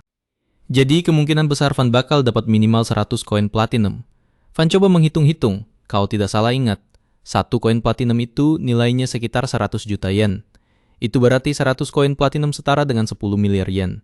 Van shock berat dengan info itu dan merasa seolah-olah dia baru saja menang lotre jackpot. Para pedagang akhirnya memastikan kalau itu memang naga asli, jadi mereka meminta Van mempercayakan material ini kepada Merry Chamber of Commerce. Mereka meyakinkan Van kalau mereka adalah pedagang paling terpercaya yang didukung langsung oleh keluarga kerajaan, jadi mereka bakal membelinya dengan harga tertinggi. Van jadi semangat banget mendengarnya dan langsung tanya berapa harga jualnya. Tapi bertolak belakang dengan prediksi si kembar tadi. Para pedagang itu bilang kalau melihat kondisi pasar saat ini, mereka cuma bisa kasih sekitar 60 koin platinum. Ini bikin Van agak bingung soalnya dia yakin banget tadi bakal dapat jackpot. Dia memutuskan untuk diskusi dulu sama Bell dan Langga sebelum kasih jawaban, tapi para pedagang licik itu mencoba mencegahnya dengan alasan kalau si kembar itu masih terlalu muda dan belum pengalaman. Sebagai sesama pedagang, Van cuek saja sama omongan mereka dan bilang ke si kembar kalau sepertinya mereka enggak bakal dapat untung sebanyak dugaan awal. Soalnya pedagang itu cuma nawar 60 koin platinum. Bell dan Langga langsung mikir itu gila banget, karena jelas-jelas barang ini kualitasnya tingkat dewa.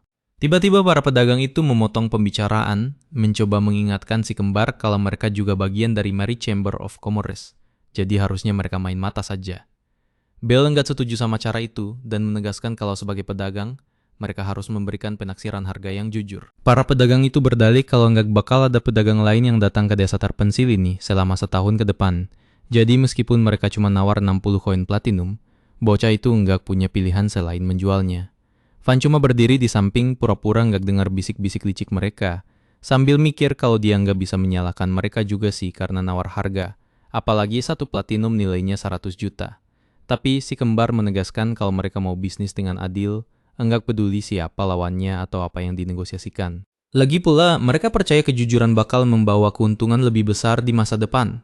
Apalagi kalau berurusan dengan Van. Pasti bakal balik modal. Para pedagang senior itu enggak senang mendengarnya. Jadi mereka mengancam kalau Presiden Serikat tahu soal ini. Si kembar bakal ditendang keluar dari Mari Chamber of Commerce. Si kembar jadi mati kutu.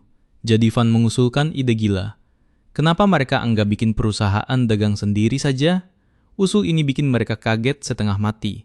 Dan Langga bilang kalau Van ngomongnya gampang banget kayak enggak ada beban. Bell menjelaskan kalau ada 3 syarat buat mendirikan perusahaan dagang. Pertama, bayar biaya pendaftaran serikat pedagang. Kedua, punya toko sendiri. Dan ketiga, dapat rekomendasi atau dukungan dari bangsawan bergelar. Van mikir 2 syarat awal sih gampang, tapi syarat terakhir itu masalahnya. Satu-satunya orang bergelar yang mungkin mau bantu mereka cuma Panamera, jadi Van memutuskan buat menemui dia dan menjelaskan situasinya. Di luar dugaan, Panamera setuju buat bantu mereka dengan entengnya. Van sampai tanya apa dia beneran enggak keberatan. Soalnya dia dengar Mari Chamber of Commerce itu anak emas keluarga kerajaan. Panamera cuma minta Van mikir logis. Dia sendiri baru mendirikan perusahaan dagang kecil sebagai bangsawan baru. Jadi mengakui perusahaan baru enggak bakal merugikan siapa-siapa. Malah, bakal kelihatan buruk buat keluarga kerajaan kalau mereka menghalangi. Lagi pula, Panamera nggak punya tanah atau ksatria sendiri, jadi kalau dia mau panjat sosial, dia harus melakukan hal-hal yang bikin orang membicarakannya. Kalau dia bantu, kabar bakal menyebar kalau dia menolong 2 pedagang yang jujur. Jadi ini kemenangan buat kedua belah pihak. Van buru-buru menyela dan bilang Panamera bisa sekalian klaim kalau dia yang mengalahkan naga itu. Karena orang-orang bakal heboh dan itu artinya keluarga Van enggak bakal tahu soal keterlibatan Van. Panamera bilang kalau pola pikir Van itu punya titik buta yang aneh. Dia menjelaskan kalau naga itu jarang banget bisa dibunuh. Bahkan kalau dia ngaku dia yang membunuhnya, orang-orang bakal mau tahu detail caranya dan investigasi mereka ujung-ujungnya bakal mengarah ke Van juga. Harapan Van langsung pupus seketika dan dia bingung harus ngapain kalau keluarganya memanggil dia pulang. Panamera menjelaskan ada satu cara buat menghindari itu, yaitu dengan mendapatkan gelar bangsawan untuk dirinya sendiri. Dia menjelaskan kalau semua bangsawan punya gelar, urutannya dari kesatria, baronet, baron, viscount, count, markis, sampai duke. Panamera sendiri merintis dari kesatria, gelar terendah, tapi karena Van anak seorang markis, kemungkinan besar mereka bakal langsung kasih gelar baron sebagai permulaan. Itulah kenapa Van harus punya gelar dan mendirikan klan baru, supaya keluarganya enggak bisa ganggu dia lagi. Dia cuma perlu mendeklarasikan kalau dia yang membunuh naga itu. Karena kenyataannya Panamera cuma bantu menahan naga itu saja. Van ragu karena itu bakal bikin dia mencolok banget. Tapi Panamera mengingatkan kalau dia bisa saja terkenal sebagai bocah 8 tahun yang membunuh naga dan pakai prestasi itu buat dapat gelar. Meski begitu, Panamera ngaku dia paham perasaan Van. Karena waktu dia pertama dapat gelar, musuhnya makin banyak dan orang-orang yang mau manfaatin dia bermunculan. Entah dari mana. Tapi Panamera simpel saja, dia bakar mereka semua jadi abu pakai sihir elemennya. Makanya kalau ada musuh muncul, Van nggak boleh ragu buat tembak. Mereka pakai balista. Lagi pula, selusin mayat di belakangnya bakal bikin orang berhenti melawannya. Panamera tertawa setelah ngomong gitu, sementara Van cuma bisa membatin kalau dia baru saja dapat tips bertahan hidup yang mengerikan. Mengesampingkan hal itu, Van bilang kalau dia klaim semua itu kerjanya sendiri, berarti Panamera nggak bisa pakai prestasi itu buat promosi dirinya sendiri dong. Panamera menatap Van dengan ekspresi mengintimidasi, bilang kalau dia belum jatuh miskin sampai harus bikin bocah 8 tahun mengkhawatirkan dia. Van buru-buru tarik ucapannya, bilang kalau sekarang dia malah khawatir sama keselamatannya sendiri karena takut dimakan Panamera. Panamera tertawa dan minta dia tenang. Katanya dia nggak bakal makan Van sampai 5 tahun lagi. Jadi biar Van tumbuh makin besar, dia bakal biarkan Van ambil semua kejayaan dari pembunuhan naga ini. Van tetap merasa enggak aman bahkan setelah Panamera pergi, soalnya ternyata sisa hidupnya cuma tinggal 5 tahun. Dia mencoba melupakan itu dan memberitahu si kembar kalau Panamera bakal mendukung mereka, yang artinya mereka bisa mendirikan perusahaan dagang sendiri. Si kembar senang bukan main dengar kabar ini, dan setelah perayaan kecil, Mereka enggak buang waktu dan minta Van menjual material naga itu ke mereka. Tentu saja Van setuju, dan si kembar bahkan menawar 130 koin platinum. Katanya mereka mau balas budi atas semua kebaikan Van. Setelah kesepakatan terjadi, si kembar memutuskan pergi ke ibu kota kerajaan buat menjual semuanya. Tapi mereka baru sadar kalau kereta kuda mereka hilang karena sudah dibawa kabur sama pedagang Merry Chamber of Commerce. Panamera menjelaskan kalau pedagang itu cuma nunggu si kembar datang memohon ke mereka. Soalnya kalau nggak bisa angkut barang, mereka nggak punya pilihan selain nurut. Panamera dengan santai bilang dia bakal siapkan kereta baru buat mereka kalau begitu. Dan Panamera bilang mereka boleh pakai kuda perangnya buat menarik kereta itu. Dia menjelaskan kalau kudanya terlatih dengan baik. Stamina dan kecepatannya ada di level yang berbeda. Dalam waktu singkat, Panamera dan si kembar meninggalkan desa dengan barang dagangan di kereta baru. Bahkan mereka berhasil menyalip pedagang Merry Chamber of Commerce. Waktu lihat si kembar barang sama sang Viskontes, para pedagang itu langsung sadar kalau mereka kalah telak.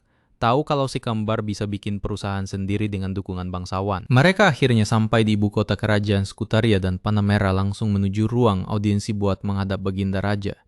Raja mengaku kalau dia kira Panamera datang buat minta kenaikan pangkat. Ternyata Panamera malah mau Raja memberikan gelar ke orang lain. Panamera membenarkan hal itu, menjelaskan kalau orang yang dimaksud adalah penguasa desa terpencil yang saat ini sedang menjaga wilayahnya. Jadi dia nggak bisa datang ke ibu kota.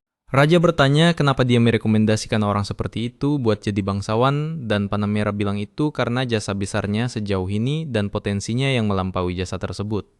Itu langsung menarik minat Raja karena dia tahu kemampuan penilaian Panamera. Kalau Panamera sampai merekomendasikan dia, berarti dia bisa mengharapkan hal besar. Raja mau tahu prestasi macam apa yang bisa dicapai di desa terpencil itu. Padahal mereka enggak menempatkan pasukan atau ksatria di sana. Tanpa ragu, Panamera melapor kalau dia membunuh naga hutan. Dan itu bikin semua orang di ruang audiensi syok berat. Raja bertanya apa penguasa ini penyihir elemen, dan Panamera meluruskan kalau bakat sihirnya adalah sihir produksi. Dia lalu memberitahu kalau orang itu adalah putra Markis Verdio, Vanni Verdio, seorang penguasa yang baru berumur 8 tahun. Raja jelas makin penasaran, jadi Panamera cerita kalau saat Van tiba di desa yang harus dia pimpin. Desa itu sedang diserang bandit, tapi dia melindungi desa dan membunuh para bandit itu bersama sedikit bawahan dan petualang yang mengawalnya. Setelah itu, bocah muda ini menggunakan sihir produksinya buat mengelilingi desa dengan tembok, bikin parit, membangun ulang rumah-rumah reyot, dan meningkatkan pertahanan desa. Saat itulah naga hutan menyerang dan Panamera membantu dalam pembunuhan naga itu. Tapi dia cuma menahan gerakannya saja. Van dan bawahannya menggunakan kekuatan mereka buat membunuhnya tanpa ada satupun korban jiwa. Raja bilang cerita itu terdengar sulit dipercaya, tapi saat itulah Panamera memutuskan buat menunjukkan satu taring dari naga yang terbunuh itu.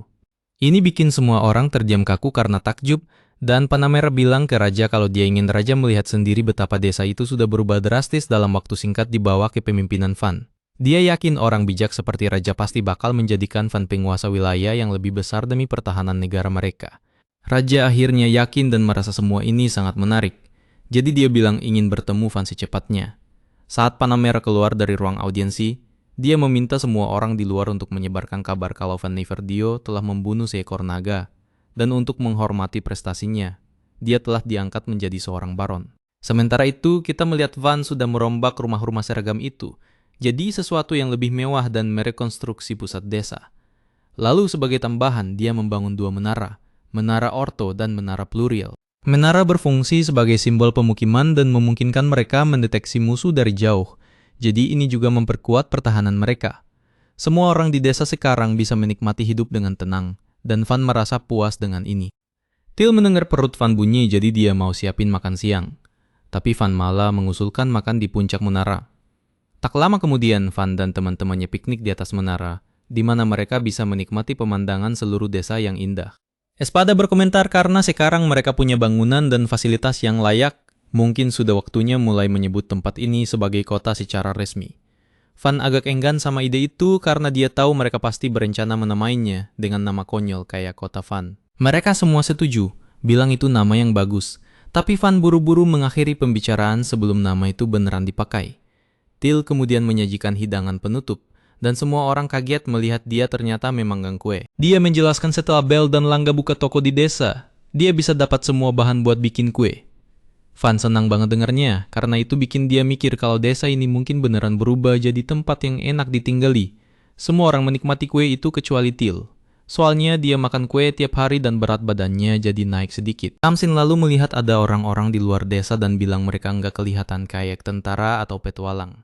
Van memutuskan buat mengecek siapa mereka dan menemukan sekelompok orang dalam kondisi mengenaskan yang bertanya apakah ini desa Sid. Espada menjelaskan kalau dia dengar orang-orang menyebut tanah ini desa Siat sebelum ada desa di sini, jadi banyak yang menyebut desa ini sebagai Siat. Van enggak percaya kalau desa ini ternyata punya nama sejak awal, dan mereka enggak kasih tahu dia sebelum dia sempat protes. Seorang kakek dari kelompok itu bicara, bilang kalau tempat ini berubah drastis sampai dia sulit percaya. Dia menjelaskan kalau mereka datang dari desa tetangga dan mereka dipajaki gila-gilaan tapi cuma punya sedikit anak muda buat kerja. Jadi mereka susah menyambung hidup. Itulah kenapa mereka datang ke sini buat bicara sama orang-orang di Sid. Karena anak muda mereka bukan memilih pergi, tapi diambil paksa sama Kont buat memperkuat pasukannya demi persiapan perang. Van baru tahu kalau mereka dari desa di wilayah tetangga, Ferdinando, dan dia tahu dia nggak seharusnya sembarangan menerima orang dari wilayah lain. Tapi dia cukup yakin orang-orang ini mempertaruhkan nyawa buat sampai ke sini. Makanya dia memutuskan buat menawarkan mereka pindah ke sini. Bilang kalaupun mereka enggak punya uang, enggak masalah karena mereka enggak perlu bayar pajak untuk sementara waktu.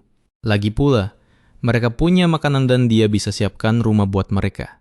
Si kakek sampai bertanya-tanya apa ini surga, dan memberitahu Van kalau cuma 10 orang yang jalan hari ini, tapi populasi desa mereka ada sekitar 300 orang. Van tanya apa mereka keberatan kalau satu rumah satu keluarga, dan itu terdengar seperti mimpi buat mereka semua. Setelah diputuskan, Van bilang dia bakal minta beberapa petualang pergi bareng mereka buat mengawal seluruh penduduk desa ke sini. Dia bilang dia juga bakal meminjamkan beberapa kereta buat bantu bawa barang-barang. Tapi si kakek bilang itu nggak perlu, karena mereka punya sapi yang bisa bawa semua itu. Van kaget dengar mereka punya sapi perah, dan si kakek menjelaskan kalau wilayah mereka punya padang rumput subur, jadi mereka punya 10 ekor sapi. Ini berita bagus buat Van, karena dengan susu yang dihasilkan sapi-sapi itu mereka bisa bikin keju, mentega, dan sebagainya, yang artinya ini bisa jadi industri besar baru buat desa. Dalam waktu singkat, para petualang berangkat ke desa itu buat mengawal semua orang ke desa Sid. Pluriel dan Orto sama-sama kaget dengan kemurahan hati Van, karena dia menampung 300 orang begitu saja dan bayaran buat misi ini juga terlalu besar. Pluriel memotong pembicaraan dan minta mereka tetap waspada sama sekitar, soalnya terakhir kali mereka kiasikan ngobrol, mereka diserang naga hutan. Mereka berdua kembali ke posisinya dan Orto memastikan para penduduk desa baik-baik saja. Seorang wanita mengaku kalau dia sebenarnya menentang ide ini karena mereka pindah dari tempat antah berantah ke tempat yang lebih terpencil lagi. Orto paham alasannya tapi meyakinkan dia kalau desa terpencil yang satu ini adalah surga. Wanita itu enggak komentar apa-apa, tapi mereka semua segera dikejutkan saat Van menyambut mereka di desa Sid dengan sebuah pesta makan besar. Van bilang mereka pasti lelah karena perjalanan. Jadi mereka bisa makan daging panggang sepuasnya lalu tidur nyenyak di rumah-rumah yang sudah dia siapkan. Semua warga baru menikmati pesta itu dan wanita yang tadi ragu bahkan mulai menangis karena makanannya enak banget. Setelah perut kenyang, warga bertanya ke Van apakah ada pekerjaan buat mereka karena mereka ingin mencari nafkah. Van paham mereka cemas, jadi dia minta mereka bantu mengurus penginapan atau toko-toko baru yang sedang mereka buka. Dia juga bilang bakal butuh orang buat bantu menggarap ladang-ladang baru. Seorang pria bilang mereka bisa menangani ladang, tapi mereka belum pernah menjalankan bisnis sebelumnya. Van menenangkan mereka, bilang kalau urusan hitung uang serahkan saja ke ahlinya. Jadi mereka cukup fokus pada apa yang mereka bisa. Langa menyela buat bilang kalau sejak Van datang, hidup di desa ini meningkat pesat. Jadi mereka semua bakal melakukan segalanya buat bantu warga, baru menikmati hidup di sini juga. Para warga desa masih sungkan menerima begitu banyak bantuan. Tapi Van kemudian meminta Til membawakan kue shortcake yang dia buat. Dia menjelaskan kalau dia minta kepala desa mereka meminjamkan susu sapi buat bikin krim segar. Van memberitahu kalau mereka justru membantu desanya dengan pindah ke sini. Jadi mereka cuma saling tolong. Sebentar lagi mereka bakal punya perusahaan dagang di desa ini, yang artinya desa bakal makin berkembang dan makin nyaman. Jadi dia berharap mereka semua bisa santai dan menikmati hidup baru mereka di sini. Wanita yang tadi ragu akhirnya menerima kalau dia mungkin beneran bisa hidup enak di sini, dan warga lainnya setuju sama dia. Dulu semua orang sibuk cuma buat bertahan hidup, tapi sekarang mereka punya harapan dan pikiran mereka beralih ke cara menikmati hidup. Espada bilang ke Van kalau populasi memang bertambah, tapi perjalanan mereka masih panjang buat jadi kota 10.000 penduduk. Jadi dia harus terus mengembangkan desa ini. Van melihat ada krim kue menempel di kumis Espada, tapi dia memutuskan buat pura-pura enggak lihat dan bilang kalau dia bakal terus kerja keras buat tugas membangun kotanya. Kehidupan di desa Van belakangan ini terasa begitu tenang dan damai. Semua proyek pembangunan besar akhirnya rampung. Jalanan sudah mulus, rumah-rumah penduduk telah diperbaiki, dan segalanya terlihat jauh lebih mentereng daripada sebelumnya. Gara-gara suasana yang santai ini, Espada merasa ini adalah saat yang paling tepat bagi Van untuk kembali fokus pada pendidikannya. Dia merasa Van sudah terlalu lama menelantarkan buku-buku pelajarannya, sebuah pendapat yang sama sekali tidak disetujui oleh Van. Van merasa dia sangat berhak mendapatkan libur panjang setelah bekerja membanting tulang demi memajukan desa. Yang dia inginkan hanyalah waktu untuk beristirahat, bersantai, dan menikmati hidup. Baginya, disuruh belajar saat ini rasanya sangat tidak adil. Tepat pada momen perdebatan batin itu, Orto dan anggota kelompoknya tiba-tiba muncul entah dari mana. Mereka terlihat sangat gugup. Dengan cepat mereka meminta maaf kepada Van dan menjelaskan bahwa mereka tidak sengaja menemukan pintu masuk ke sebuah Dangyun di dekat desa. Ini benar-benar mimpi buruk yang justru ingin dihindari oleh semua orang. Espada langsung bereaksi dengan serius. Jika pintu masuk dungeon benar-benar telah ditemukan, mereka wajib melaporkannya ke ibu kota kerajaan saat itu juga. Ini adalah berita vital yang tidak mungkin diabaikan begitu saja. Dia menyarankan untuk segera mengirim utusan. Mendengar itu, Van mulai memutar otaknya dan berpikir keras. Jika kabar tentang Dongyun ini tersebar luas, para petualang dari seluruh penjuru kekaisaran akan berbondong-bondong menyerbu kotanya. Desa yang tenang itu bakal berubah menjadi sesak, bising, dan kacau balau.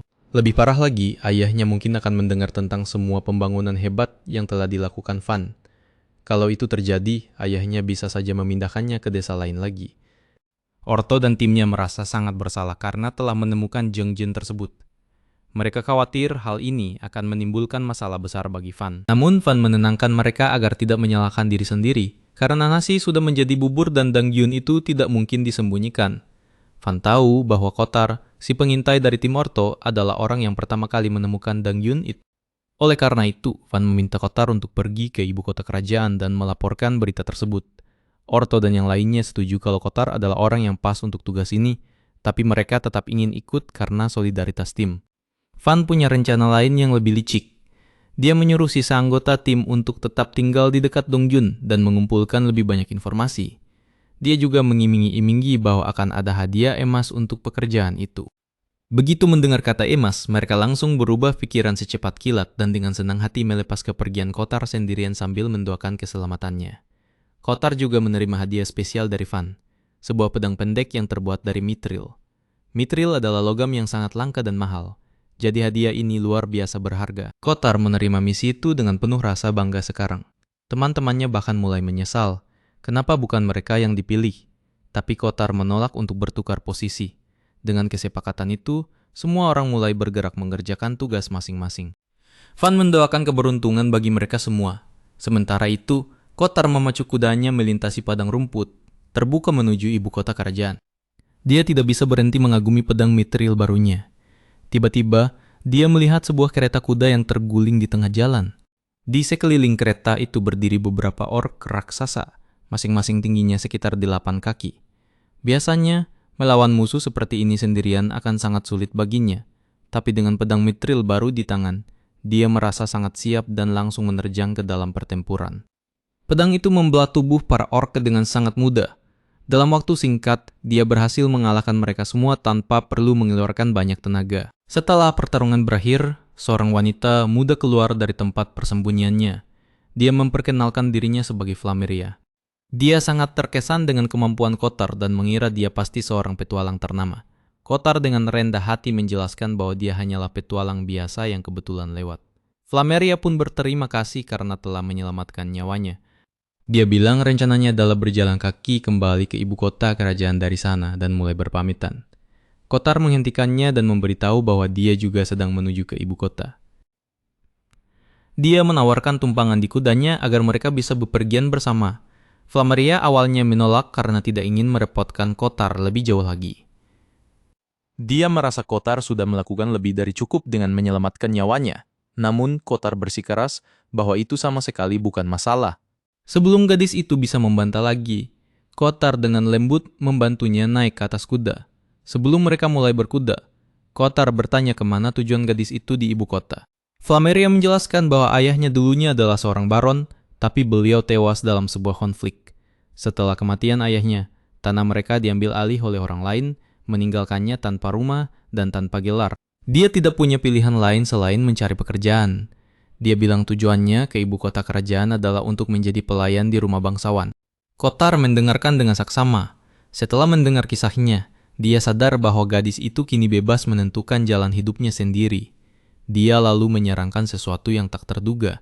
Daripada pergi ke ibu kota untuk jadi pelayan, mending dia ikut tinggal di desa Van. Dia menjelaskan bahwa ada banyak peluang kerja di sana, apalagi kotanya sedang berkembang sangat pesat. Dia juga meyakinkan Flameria bahwa kota itu aman dan terlindungi dengan baik. Flameria merasa tersentuh oleh kebaikannya. Setelah berpikir sejenak, dia pun setuju. Dia berterima kasih kepada Kotar dengan tulus dan memutuskan untuk mengikuti sarannya. Sementara itu kembali di desa, Van sudah sibuk mempersiapkan masa depan. Sekarang setelah Dong Jun ditemukan, dia tahu banyak petualang akan segera berdatangan. Kota yang tenang ini tidak akan bisa tenang lebih lama lagi. Untuk mengendalikan situasi, Van menyusun sebuah rencana. Dia memutuskan untuk membangun sebuah pos penjagaan di dekat Dong Jun. Pos ini akan membantu mengontrol arus petualang dan menjaga ketertiban. Van juga berencana menunjuk Espada sebagai gubernur pos tersebut. Dia percaya Espada adalah sosok yang bertanggung jawab dan cukup kompeten untuk peran itu. Selain itu, dia ingin Di dan kelompoknya bertugas sebagai ordo ksatria yang menjaga perdamaian dan melindungi area tersebut. Pembangunan pos penjagaan langsung dimulai. Pekerjaan berjalan lancar dan segalanya tampak sesuai jadwal. Melihat kemajuan yang stabil, Van memperkirakan pos itu akan rampung dalam waktu sekitar 1 bulan. Tak lama kemudian, Kotar kembali ke kota bersama Flameria. Van melihat gadis asing itu dan bertanya siapa dia. Flameria dengan sopan menjelaskan bahwa Kotar menyelamatkannya dari para orc di jalan. Saat Van melihat mereka berinteraksi, dia langsung menyadari sesuatu. Dua orang ini jelas-jelas saling naksir. Meski begitu, Van tidak berkomentar apa-apa. Sebaliknya, dia dengan senang hati menyambut Flameria di kota Van. Kota ini sedang berkembang dan penduduk baru selalu diterima. Tiba-tiba, sekelompok besar petualang terlihat berkuda menuju kota. Sesaat Van panik dan bertanya-tanya, apakah bencana sudah tiba? Kotar buru-buru menyuruhnya tenang. Itu bukan invasi, melainkan hanya para petualang yang datang untuk menjelajah dan mencari peruntungan di Dungeon. Van menghela napas lega, menyadari bahwa ini hanyalah awal dari babak baru yang sibuk bagi kotanya. Dari kejauhan, kelompok petualang itu memang terlihat menyeramkan. Wajah mereka kasar, suaranya keras, dan memakai baju zirah berat. Sekilas mereka tampak berbahaya. Namun begitu mereka tiba di kota, Van sadar mereka tidak seburuk tampilannya. Mereka cuma agak urakan saja. Awalnya mereka memang ribut dan agak kasar, tapi setelah diturun tangan dan menghadapi mereka dengan tegas, sikap mereka langsung berubah drastis. Mereka mulai berperilaku sopan dan memperlakukan warga kota dengan hormat. Pada akhirnya, sebagian besar dari mereka justru merasa takjub. Mereka tidak percaya bahwa Van, yang baru berusia 8 tahun, mampu menjadi seorang tuan tanah dan mengelola kota yang berkembang sebaik ini. Segera setelah Orto dan kelompoknya kembali, begitu Orto melihat Flameria, dia langsung bertanya pada Kotar siapa gadis itu. Kotar dengan tenang menjelaskan bahwa dia adalah gadis yang diselamatkannya selama perjalanan. Orto menatap mereka berdua bergantian dan langsung paham situasinya. Jelas sekali mereka saling suka. Dikuasai rasa frustrasi, Orto berteriak dramatis, kesal karena Kotar malah dapat pacar mendahului dirinya. Mengabaikan drama itu, Van beralih ke Pluriel dan meminta laporan terbaru soal area Dong Jun. Pluriel melaporkan bahwa secara mengejutkan hanya ada sedikit monster di dekat pintu masuk Dong Jun. Dia menjelaskan bahwa Dong Jun biasanya memiliki lingkungan yang keras. Karena itu, para petualang mungkin bisa membangun kemah kecil di dekatnya, tapi membangun sesuatu yang besar biasanya mustahil. Namun Van memiliki kekuatan khusus yang memungkinkan konstruksi skala besar. Pluriel jelas punya rencana terselubung. Van sudah curiga apa yang akan dia minta. Sesuai dugaan, Pluriel bilang dia butuh bantuan Van untuk pembangunan di dekat Dong Jun. Van dengan cepat mengingatkannya bahwa dia punya jam malam yang ketat dan tidak bisa berada di luar terlalu lama. Pluriel berjanji bahwa dia dan yang lainnya akan melindunginya sepanjang waktu dan pekerjaannya tidak akan memakan waktu lama. Van ragu-ragu, jujur saja, dia lebih suka membangun dan memperbaiki kota utama daripada bekerja di dekat Dong Jun. Berharap bisa membuat Pluriel menyerah, Van mengajukan beberapa permintaan yang tidak masuk akal. Dia menyajikannya sebagai syarat mutlak yang harus dipenuhi sebelum dia setuju. Di luar dugaannya, Pluriel menyanggupi setiap syarat itu tanpa ragu sedikit pun. Dengan tenang dia menyatakan bahwa mereka bisa mulai bekerja besok. Van berdiri terpaku karena syok, menyadari rencananya untuk menghindari tugas berat itu gagal total. Keesokan harinya, dengan enggan Van naik kereta kuda menuju Dangjeon. Jalanannya kasar dan penuh lubang. Guncangannya begitu hebat sampai-sampai Chamsin mulai mabuk perjalanan. Saat di perjalanan, mereka berpapasan dengan troll raksasa yang menghalangi jalan. Para petualang dengan sigap bekerja sama dan mengalahkannya dalam waktu singkat. Setelah pertempuran usai, mereka bersorak keras merayakan kemenangan. Teriakan mereka mulai membuat Van kesal. Tapi Till dan Art sepertinya menikmati keseruan itu, yang membuat Van merasa sedikit lebih baik. Saat mereka melanjutkan perjalanan, tiba-tiba Van melihat keluar jendela kereta dan dengan mendesak menyuruh kusir untuk berhenti. Di depan mereka ada lubang dalam yang hanya dijembatani oleh 2 balok kayu panjang seadanya. Para petualang tidak melihat adanya masalah. Mereka sudah terbiasa mengambil risiko dan menerjang maju tanpa memikirkan keselamatan. Namun Van paham betul bahwa perilaku ceroboh semacam ini bisa berujung pada kecelakaan fatal. Dia memutuskan ini adalah hal yang harus diubah. Dia menyuruh para pria dewasa itu berlutut dan merenungi penilaian buruk mereka. Balok-balok itu tidak stabil dan tidak punya penyangga yang layak. Tekanan sedikit saja bisa membuat jembatan itu runtuh. Untuk mengatasi masalah ini, Van menggunakan kekuatannya untuk membangun jembatan yang kokoh dan stabil. Dengan jembatan baru yang sudah terpasang, semua orang bisa menyeberang dengan aman.